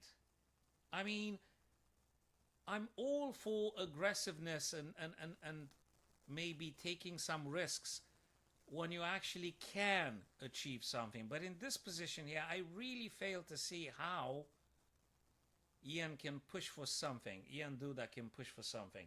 So now we can take en passant. If you guys forgotten about en passant, that's applicable now. The black pawn on b7 moved over to b5. White can take en passant. And black king plays on b6. So I don't say don't take risks and don't pursue this kind of endeavor to be winning. But if you push it too much, especially when you go like around the minute on the clock, you got to tread very carefully because you might be doing some mistakes due to time pressure. So I think the wisest thing would be now for Ian Duda to just, you know, look, he took en passant. Just draw this one and get ready for the next game. Just save your energy. No, it didn't happen. Thanks for asking, Steve, but it didn't happen. Hacking by low rate when you took en passant. No, it didn't happen. But let me guess, it did happen to you. Did it happen to you, Steve, to being accused of hacking when you took en passant? And by the way, how often do you en passant? Like it was a meme, how often do you en passant? You know, and I've just said I just en passant occasionally, although I would have liked to do it more often, but I just en passant occasionally, so. Right, so this, okay. I think Duda wants to trade off the rooks ideally and then use the extra pawn to be converting and promoting. So, yes, that was very elegant of you because you haven't patronized the other chess player and you've been very elegant and nicely explaining to them. Yes, yes. I would have explained if that was the case. It's my job anyway to explain everything I know, and I'm very happy to share all the stuff that I understand in regards to this game with all my friends anywhere. So I'm very democratic from this point of view. Things have to be shared. It's a common knowledge, and we all enjoy it. So, what the heck is going on here? Now we've got two white pawns, but they are double pawns. That means that the black king can vary. Man, this is so resilient. So resourceful now. So, now, but Magnus going to play this. So you can't move. If white manages to get a king on c5 now, I think black's having a problem. So if white king makes it on c5, black king's having a problem. But he's going to play b6. He didn't? Ah, because he wants to check this when you play. Oh man, he played b5. Actually, if you're getting checked, he blocks it with c5. Ian does not give up. But he's got to be very careful. More checks are coming now. More checks incoming. b1. And you're going to play what? Check. Check again. You're going to play check. Check. This is nuts. This is crazy. I'm telling you something, guys. This irritates the hell out of Magnus. I think he's absolutely annoyed. I think he's fuming at this point. I'm telling you, if you could have a cam on Magnus's face right now, I think he's just fuming. I think he's very irritated. He's very irritated by the young Polish grandmaster's audacity to make this mess, to make this shenanigans against him. He is absolutely fuming now. Whoa, whoa, whoa, whoa, whoa. Okay. Magnus is very upset. I mean, how can you have the nerve to do this to me? Isn't it obvious it's a draw? And Jan Krzysztof Duda says, yeah, well, you know, let's make a stalemate. And now, because if you would have taken the rook, guys, would have been a draw. Madness. Absolute madness. Absolute madness. Yeah, but Magnus not going to allow you to do that. I totally agree, Steve. It's queen c6 and rook g1. I agree. But black has to move too. So it's either stalemate, you're taking the rook, or you're going to get checked perpetually, you see.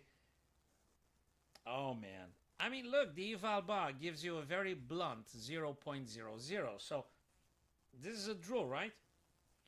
And Magnus is, I'm telling you, he's just pissed off that Jan just keeps trying and trying and trying.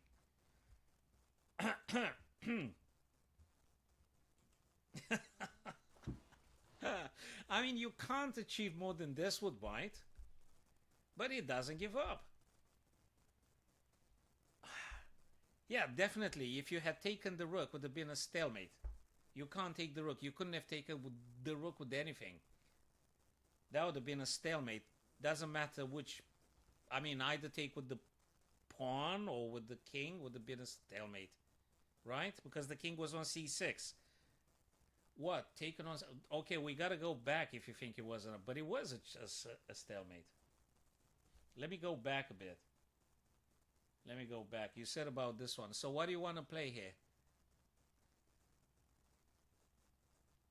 What do you want to play? Because even if you take with the king, the rook does not allow the black king to move out. So it's still a stalemate, so to speak. So this is a draw, and they probably should conclude the game. But Ian just keeps forcing it. And I think that's annoying. That's annoying Magnus. But you know, all you need, Steve and my chess friends, all you need is your opponent's impatience, frustration, irritability, and you need them to make one wrong step. Because now that looks, I'm telling you, it's very irritating for Magnus, this kind of position. It's actually like Jan Duda wants to play like Magnus used to play, trying to forcing every single bit of advantage and do not giving up. Yes. And there you go. There you go. Stalemate. That's it. Draw. That's it. It's done. They had drawn. Ladies and gents, yeah, that was a bit frustrating for Magnus, I'd say. The stubbornness, the Jan Krzysztof Duda stubbornness to not giving up. So we got Anish Giri with Aronian 11. We've got Shevchenko. I didn't even have a look at Shevchenko and Wojciech. The eval bar gives out a stark draw. A stark draw here. I suspect after you were to push f4, bishop goes f6, and that's it. There's nothing else here. What else have we gotten? Richard versus Wesley. What's going on here?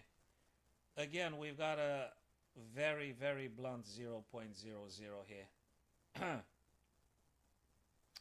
Although I gotta say that this pawn is a bit scary looking, isn't it, Steve? Isn't this pawn a bit scary? And that would be Richard with blacks. Richard with blacks. Ain't that pawn a bit scary, Steve? What do you think? What do you think about that pawn on c2 that wants to promote?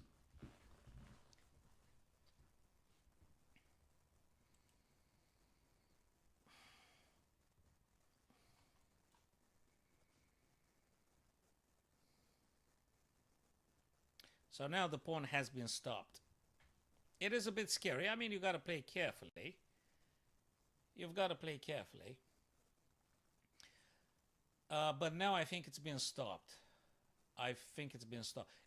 Yeah, you got to be very, very accurate here because, you know, one misstep and you've lost. If the white king was on h1, for instance, I'm just saying, we might have had some queen b1, but because the king is not on the first rank, there's nothing such. As such, there's nothing because the king is on the second rank, so you got nothing except maybe for some checks.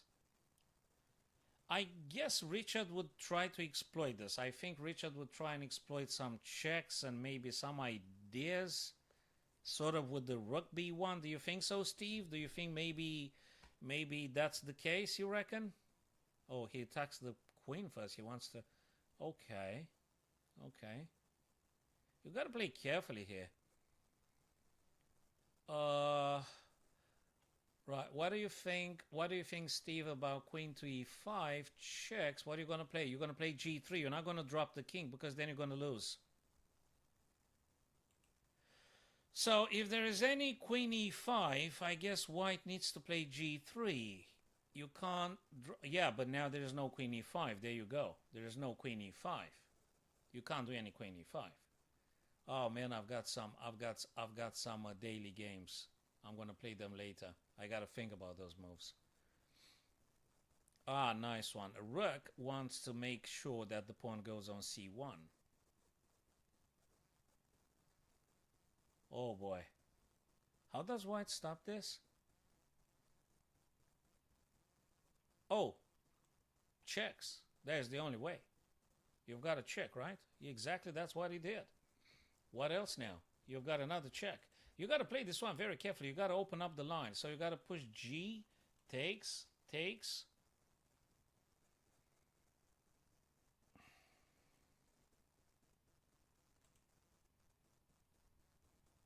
What is Wesley? Wesley is going soon, under a minute, Steve. So they've got to be very, very precise.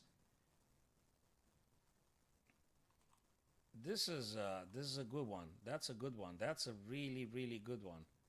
So he's got to play h6. So you see, the engine tells you that we've got a dead draw, but every single move they play, guys, every single move they play is incredibly dangerous and has to be addressed.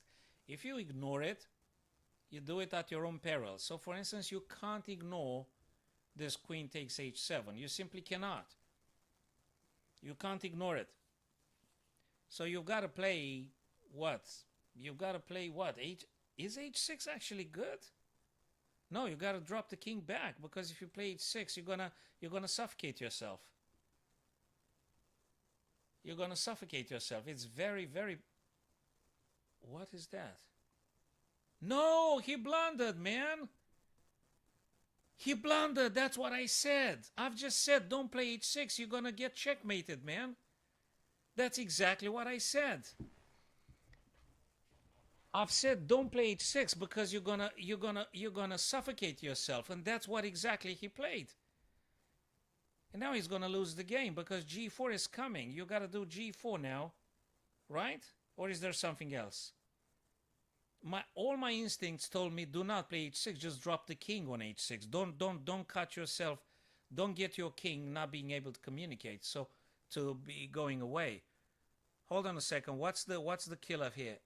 What's the killing strike here? Is it g4? Pawn takes, rook takes. How do you execute the black king here? Oh my God, Richard, what'd you do, man? Richard played the wrong move. He played the blunder. How do you kill the black king here? How do you execute him here? Is it something to do with g4, or you have to do g3? No, you can't do g3. Wait a minute. Oh my God, man. Oh my God, man. What do you... Oh my God, man. This is nuts. g4. g4 takes. Where's the killing? What do you do?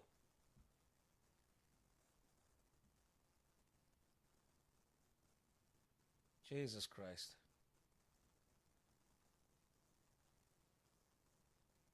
Steve, what the heck am I missing, man? G4 pawn takes and queen e5. Queen e5, what? But the queen is here. You can't do queen e5. No, there's something else that I'm not seeing. And also, Wesley takes his time because, I mean, White. I feel White should be winning, but I need a few more minutes to figure out how. To figure out the how. You need to do queen e6 first, and then you push g4. You need to play queen e6 now. Oh my God, man. Queen e6, it's very important. Queen e4. Yes, queen e4, queen f4, checkmate. Well, depends where you're going. I mean, where do you want to go? Oh my God, checkmate is coming.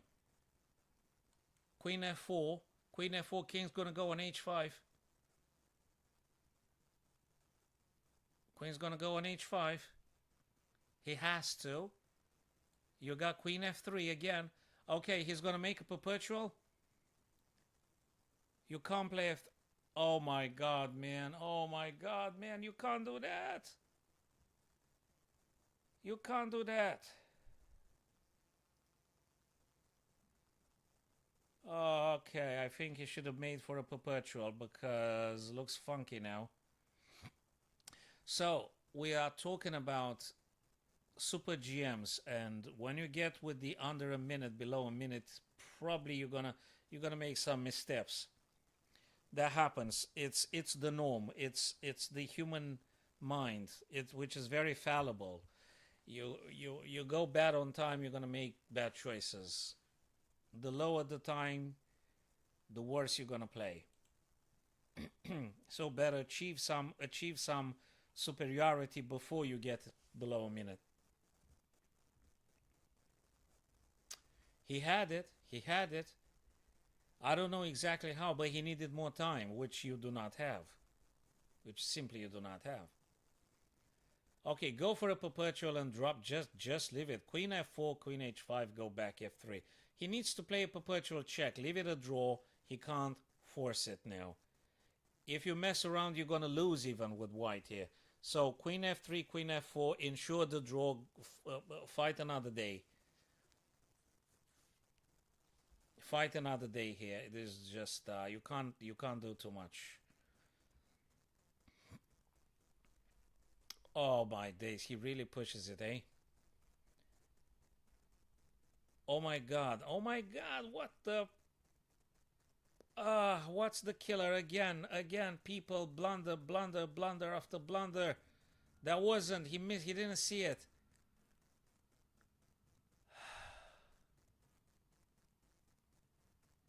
Oh my God, Jesus, man. So if he pushes g4 now, next move is queen e7. So if it's g4, yeah, he's gonna go for a draw now. I think he's gonna go for a draw. You can't mess around here. I mean,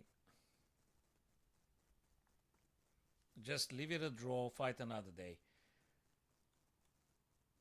Again, okay, was that the move? Queen f8 was the move. I think he might have seen something. Because he threatens actually h6. There is no more check. f2 is being protected by the queen. Wesley So is a freaking genius sometimes. So now f2 is being defended by the queen, and now he threatens h6.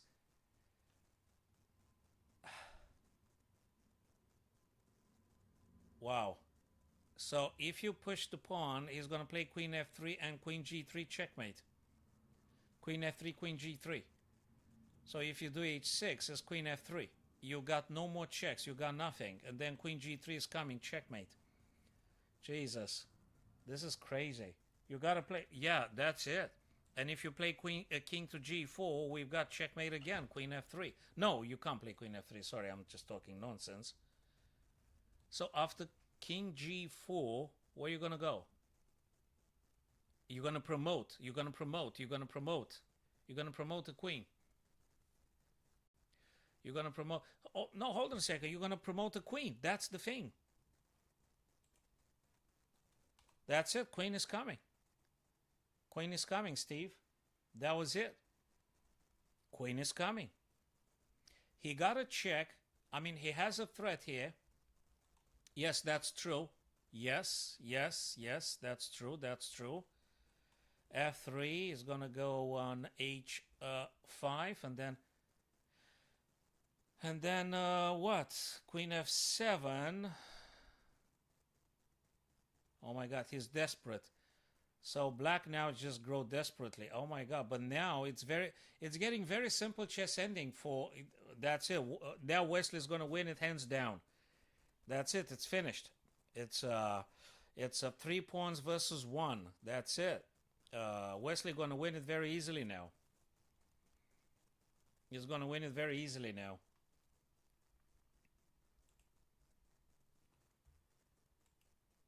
Oops. Wow.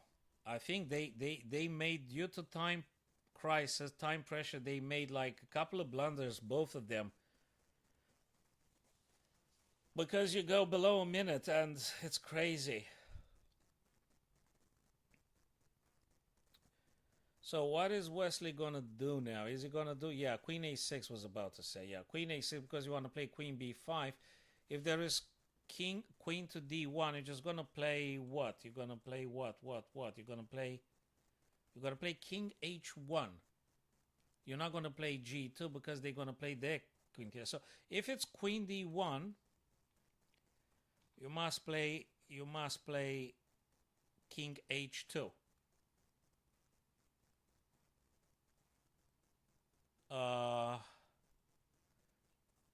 Okay, you gotta play carefully now. He goes under 20 seconds. Hi there, Strobex. We're just watching in amazement these guys' games. This is just fabulous. We're watching in amazement here. The blunders. Oh my Jesus Christ, another blunder now. Because the eval bar gives you a... My God, this is crazy. And everything has to do with the time. Everything has to do with the time. Everything. Time is a killer. In chess as in life. As I often say. As I often say. Oh my God. The chances just went for Richard and for Wesley all the time. It's a game of nerves. It's highly, highly, highly emotional. Again, you got Queen F3 probably. You got Queen F3 probably, and it's a very emotional game. I think I've seen the eval bar going like crazy up and down, like absolute crazy. And Queen also has the Queen B2 checks, but they'll be taking, right? I mean, you're gonna lose that pawn. So he took the black pawn. Now, theoretically, because you got two pawns, you should be absolutely fine. And on long term, that is, you're gonna get yourself a brand new queen. But now you gotta trade the queens off the board. Maybe Wesley gonna do it. Wesley is like 36 seconds. Richard is he just got 10 seconds now. So, you know, Queen F4, I don't know. What's to be played here? Queen to B5. You got to look for checks. Just keep checking them, but you're losing this guy, right?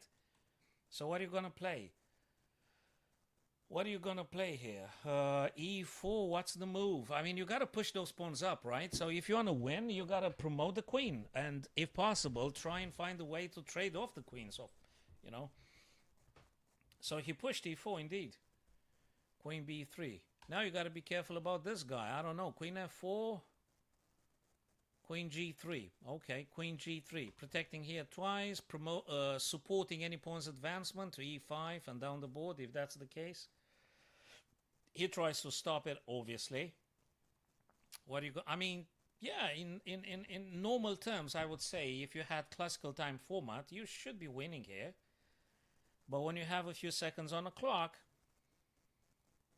all sorts of crazy stuff might happen. As we've seen like a couple of times in the last 5 minutes, the eval bar going up and down.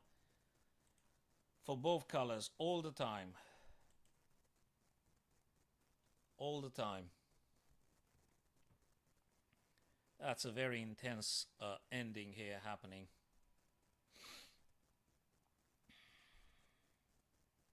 Oh my God.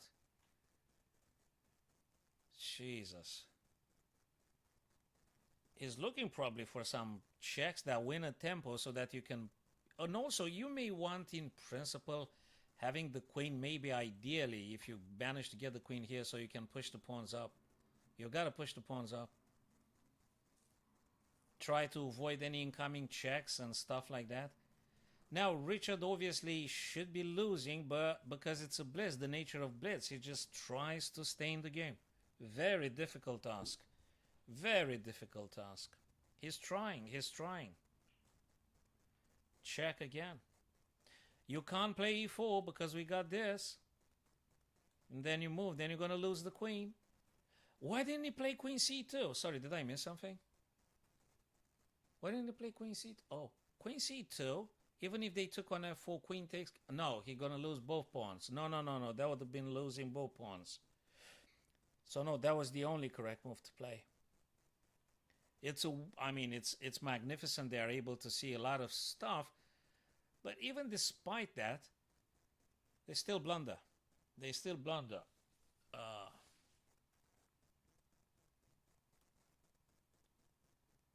Wow. Wow.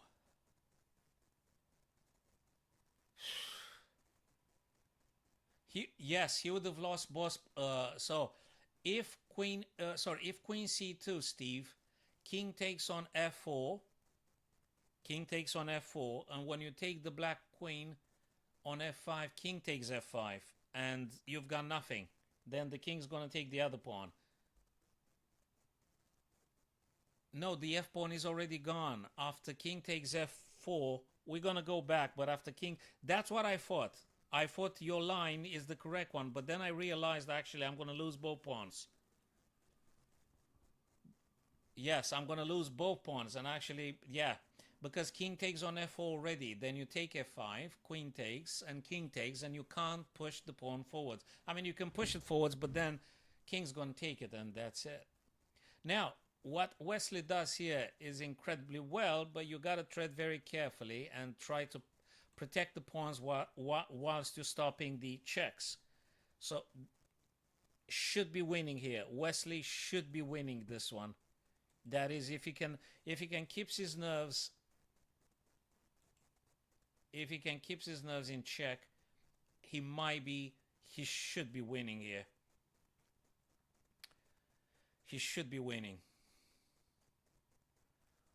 Oh, brother, what a game. What a crazy game. Wow.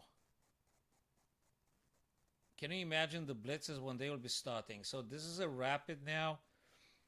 But can you imagine how the blitzes would look like when this guy start playing blitzes? Wow. What are you going to play here? Queen to f5, right? What are you going to play? Queen f5, and then you gotta get a check here, and then you're gonna drop the king here, and then they're gonna come with the queen here on b3, and so forth. So obviously, yeah, so queen f5, and now you're gonna get checked on g8. You're gonna have to move the king. If you go on the third rank, you're gonna get more checks, and that's what's gonna happen. And you need to find a combination to stop the incoming checks with necessary tempo to pushing the pawn, which is very difficult. I mean, in classical time you would find it, but in the blitz conditions of the current game, it's very difficult. And that's the second time we've got queen e6. If they do it 2 more times, it's going to be a draw. Oh, if the sound is... Oh, hold on a second. I think I might have increased it now. If the sound is low. I don't know if it's louder now. Maybe it's a bit louder. Thank you, Paul, for signaling. It might be that you're right. I've just lowered some values over there, just trying not to create some other noises unnecessary. But yes, okay, Paul. Thanks very much for noticing, buddy. Okay, so look at this very instructive chess ending. I mean, we would all agree that having king and queen and two extra pawns, I mean, you're gonna win, right? You should be winning here. Well, that is if you don't blunder, if you don't lose your pawns, and if you stop all the checks all the time, repositioning your king in a timely manner, so you win the tempos to be able to pushing the pawns. So very easy to say, and very difficult to do this in a blitz type format of a game. Again, if you push the pawn now, probably Richard's going to play a check. So yeah, I think f6, you're going to get more checks, that's for sure. And he pushed f6, now you're going to get another check. And then you might be able to play the king. You're going to get another check. Where do you go? You're going to go back. You're going to get check again. You want to avoid, go h6. You're going to go h6. You're going to get another check. You're going to go g7. You're going to get another check. You're going to go to f8. And you might have won an extra tempo to just push a pawn because there is no more checks coming. So you need to play in this fashion until you get the tempo to put exactly h6. That's what it is. Very nice. Yeah, he just dropping now because the king will be moving on f8, and if the king goes to f8, then you're able to push the pawns. Absolutely fabulous. Absolutely fabulous. Fabulous, fabulous. Now, Steve, let's go back to that thing when you said, where was it? Not here. Okay, let me just go. What I think, yeah, you would have lost both pawns with queen c2. Here, hold on a second. Here, so if you play queen c2, what I calculated is if queen c2, we're going to drop both pawns.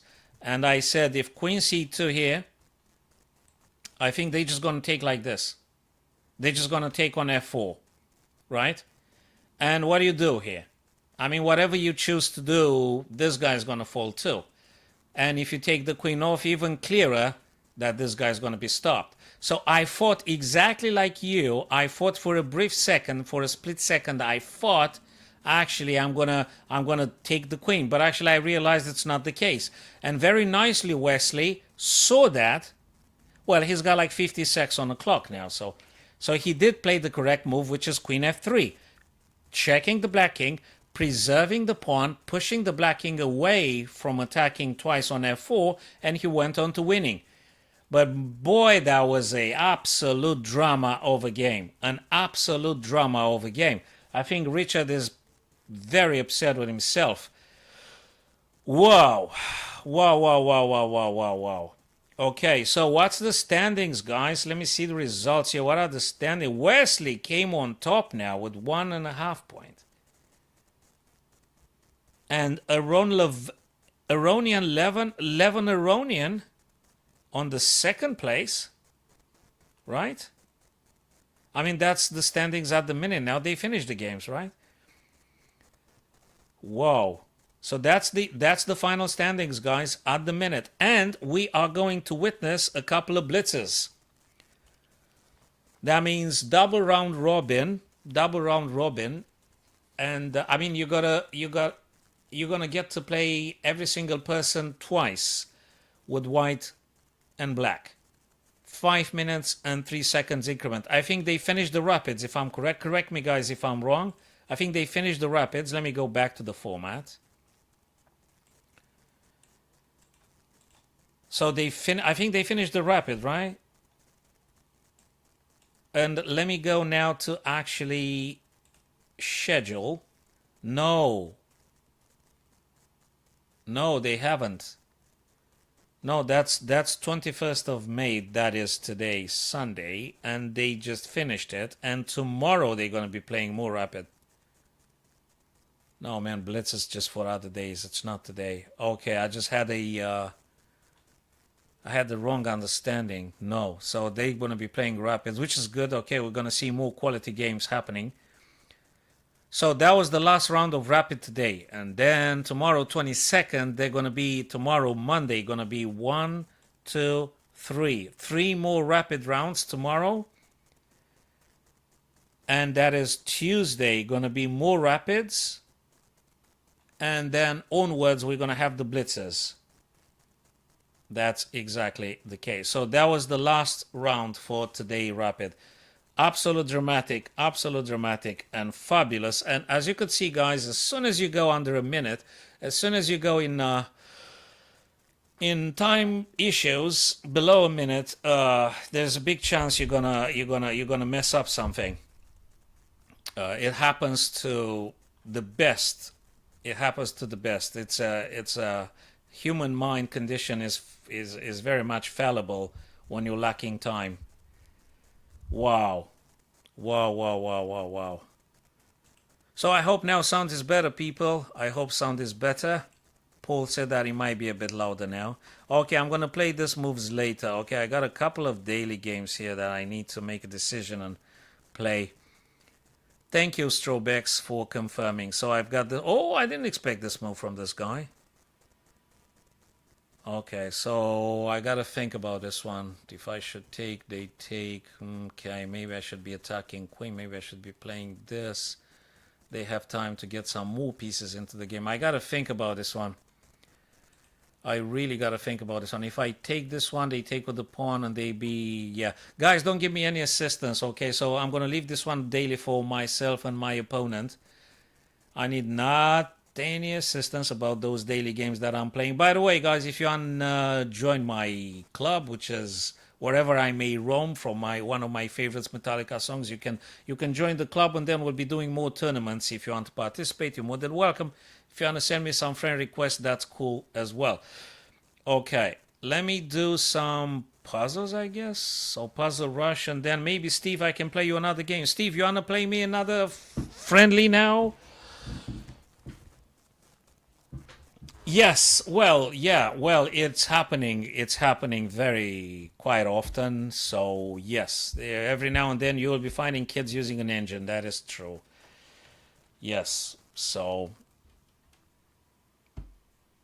Steve, if you want to play a friendly blitz, let me know. We can do that, mate. If not, I'm gonna do some puzzles. Oh, Justin, yes, yeah, but is it? Let's make it unrated, please, Justine, or Justin. I don't know how to say it. Right. Let's make it unrated, please. Is that unrated?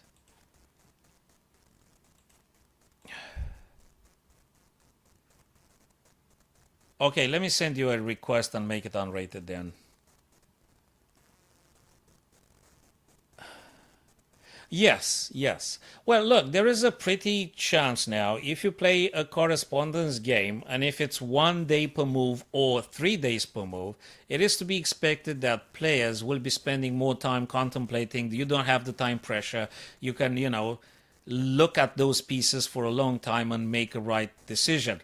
So you might be expecting a higher accuracy than when I'm playing blitzes.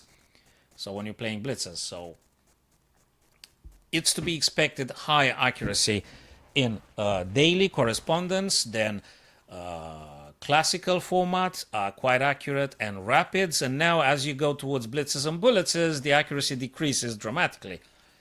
So you're going to make blunders. Under a minute, Richard just made a series of blunders that culminated with Wesley winning the game. So is this let me see if that's okay, unrated. Let me accept this game here, Justine. Is that unrated? Okay, cool stuff. So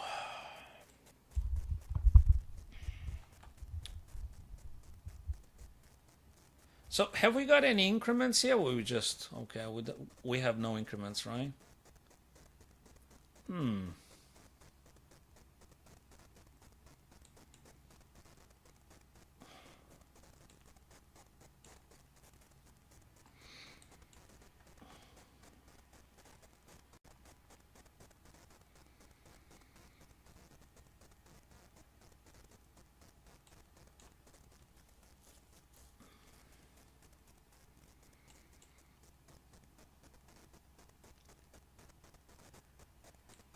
Let's go back with the bishop. I don't want to lose it. Now you play the knight very nicely. Should I try and trade off something here? I mean, that was the whole idea, I guess. Let's just take this guy off the board for the time being. Am I winning a pawn here, or I'm just missing stuff? Okay. Nice one. Now you prepare to get yourself some rooks. You want to get some rooks in it? Where do I go? Yeah, that's not looking very good. Where do I get that queen, though? Oh, there is no increment. Oh my god, I gotta move. But where? I don't know. Let's go here. That just doesn't look very good. That doesn't look very good. That was a bit of a poison pawn, and I just fall for it. That was a poison pawn, in it? And there is no increment, and I seem to be forgetting.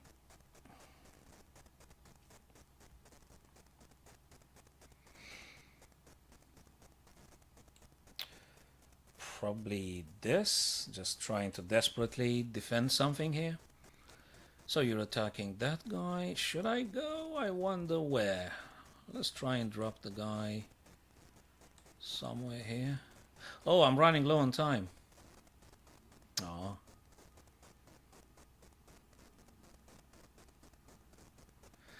Yeah, time is not that good. Maybe you should be playing some 2 minutes increment or something. Try to. Yeah, I shouldn't have traded that guy, right?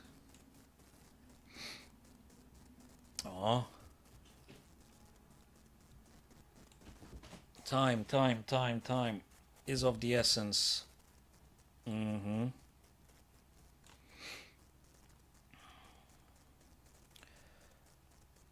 Always a problem, the time, eh?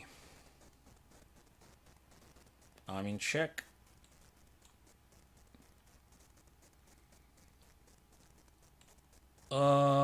What do I do? Let's try this. I blundered, didn't I?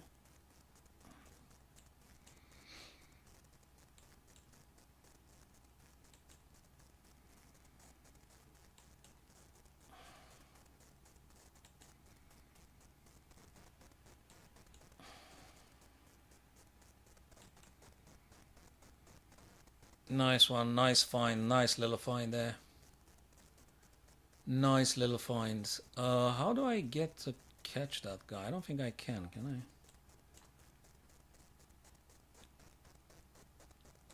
I? Okay, let's just try this one.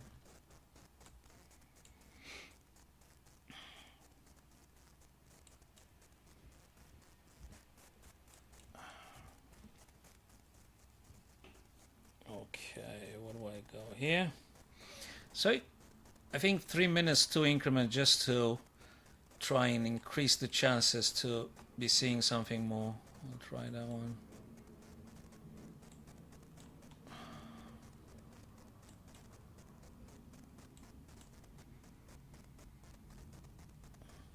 Yeah, time is not very good here, neither the position. Everything's dropping like flies. And you're gonna promote next thing. Can I stop that pawn? I don't think so. This one's compromised here. A ton of blunders. A ton of blunders. Can I pull a draw here? If I can pull a draw, I'm lucky, but I cannot because you're gonna promote next one. Okay, let me resign this game. Very good game. A lot of blunders here. I'm pretty sure there were a lot of blunders. Let me see. How many blunders have I made? At least 3. No, we're going to play 3 minutes and 2 seconds increment, I guess, or something like that to just try and increase the chances to be seeing something more. Okay, let me see how many blunders I made. So I have played 1 big blunder myself and blunders for my opponent as well. So 1 for me and 2 for my opponent. Okay, so, you know, we're gonna play like 3 minutes and 2 seconds increment. We're gonna try in this fashion, all right, Justine?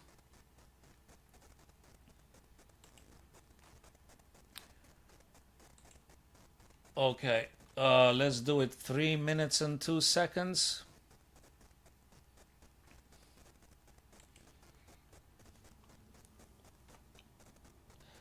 Three minutes and 2 would be good, I guess. to just try to thinking maybe a bit more.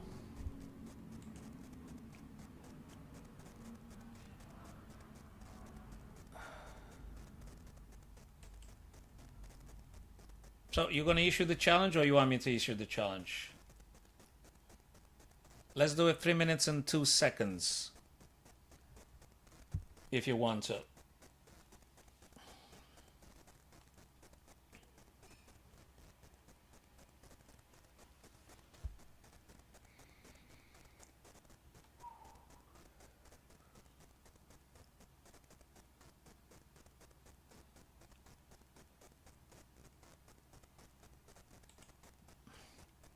Well, I think we got to stop this one in order for me to issue the challenge. So, what's the username? Justy_16. Okay, let me find you first here.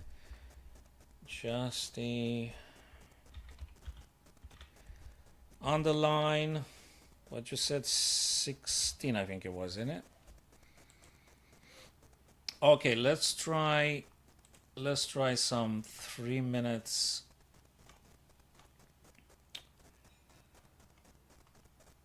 Okay, fine. Justy, fine. Okay, let's try 3 minutes and 2 seconds. Okay, let's try 3 minutes and 2 seconds, yeah. I've just issued the challenge now. You should be receiving it. Justine. Okay, let's see if I'm able to see a bit more in 3 minutes and 2 seconds. So where did it disappear? Have you accepted it? What happened? What happened? Where is the thing? I've just issued the challenge. Did you accept it?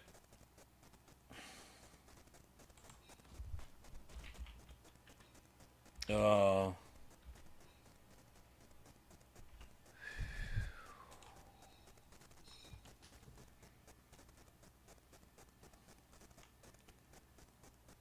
Oh, you created the account today. Okay. Okay. Cool stuff. You created the account today. Okay. Okay. All right, Justine. Let's try this one. 3, 2. Let's just try play this.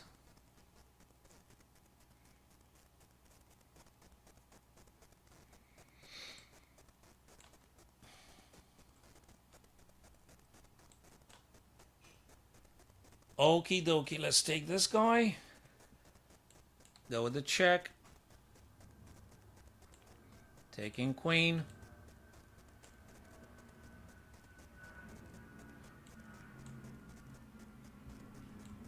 Let's try make a pin.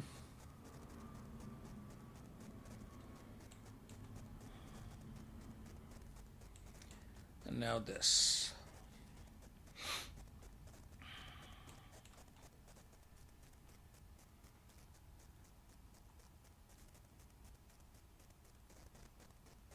Huh.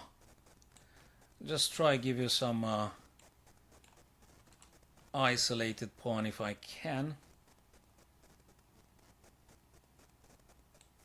Let's try pushing those guys a bit.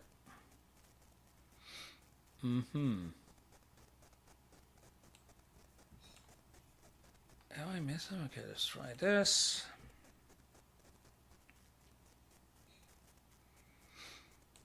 Okay, I'll just try keep it simple. If I can.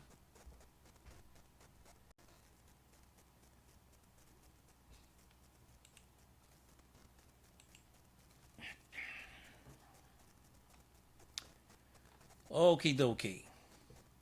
What's this? You want to trade? I'm not particularly keen on trading first. Let me try this one. But okay, so you took.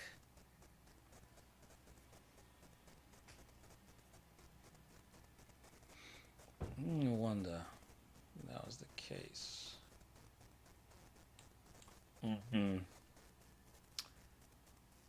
Not quite sure. Let's try this one though.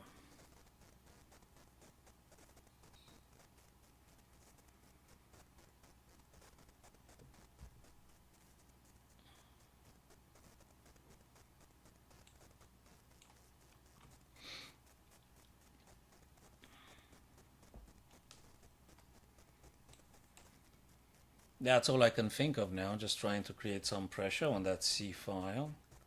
Very good game. I think your rating should be definitely higher than it currently is.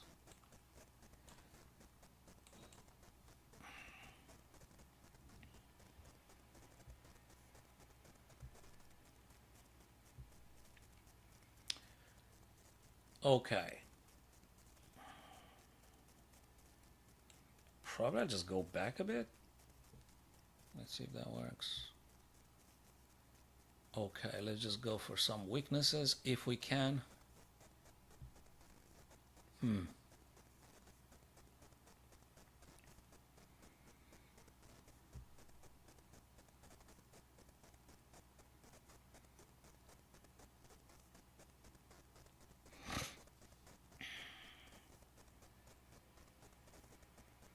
Very nice here.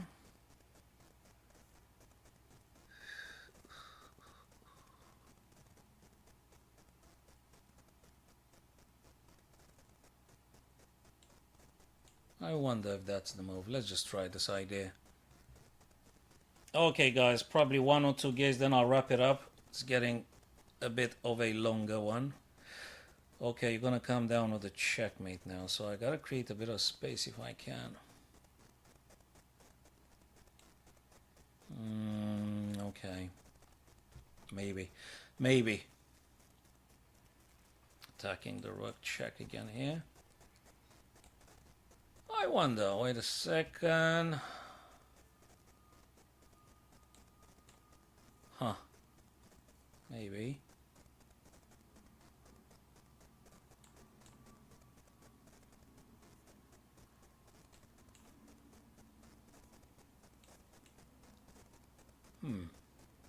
Now you created a nice pawn over there.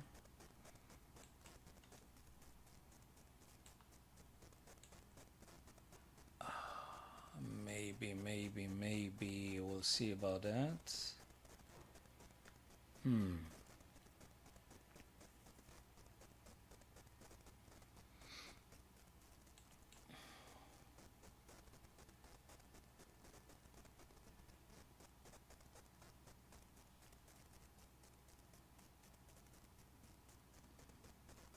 Gotta think about this one a bit.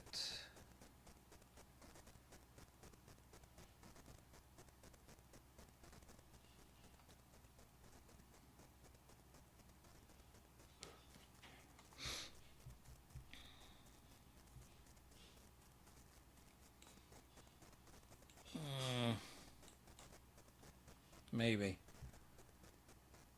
Huh.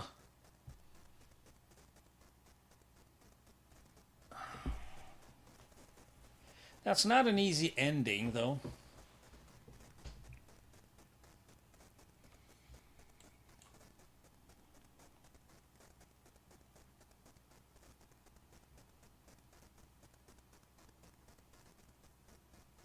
Okay.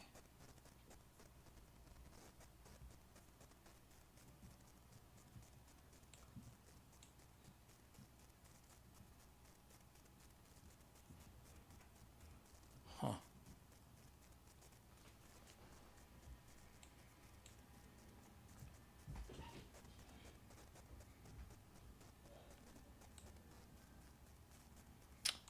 What is going on here?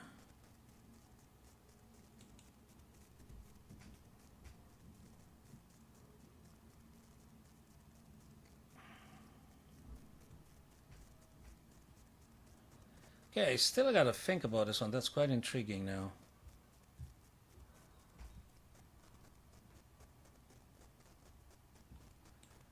I guess I must take this guy, right? That's not very good. That's really not very good. Very nice way to playing the endings here. So I'm gonna resign the game. Very nice ending you're playing here. Let me pull the game review. Very nice ending techniques and given the current time. So I'm expecting I made some missteps in the end there. So your accuracy 91.7.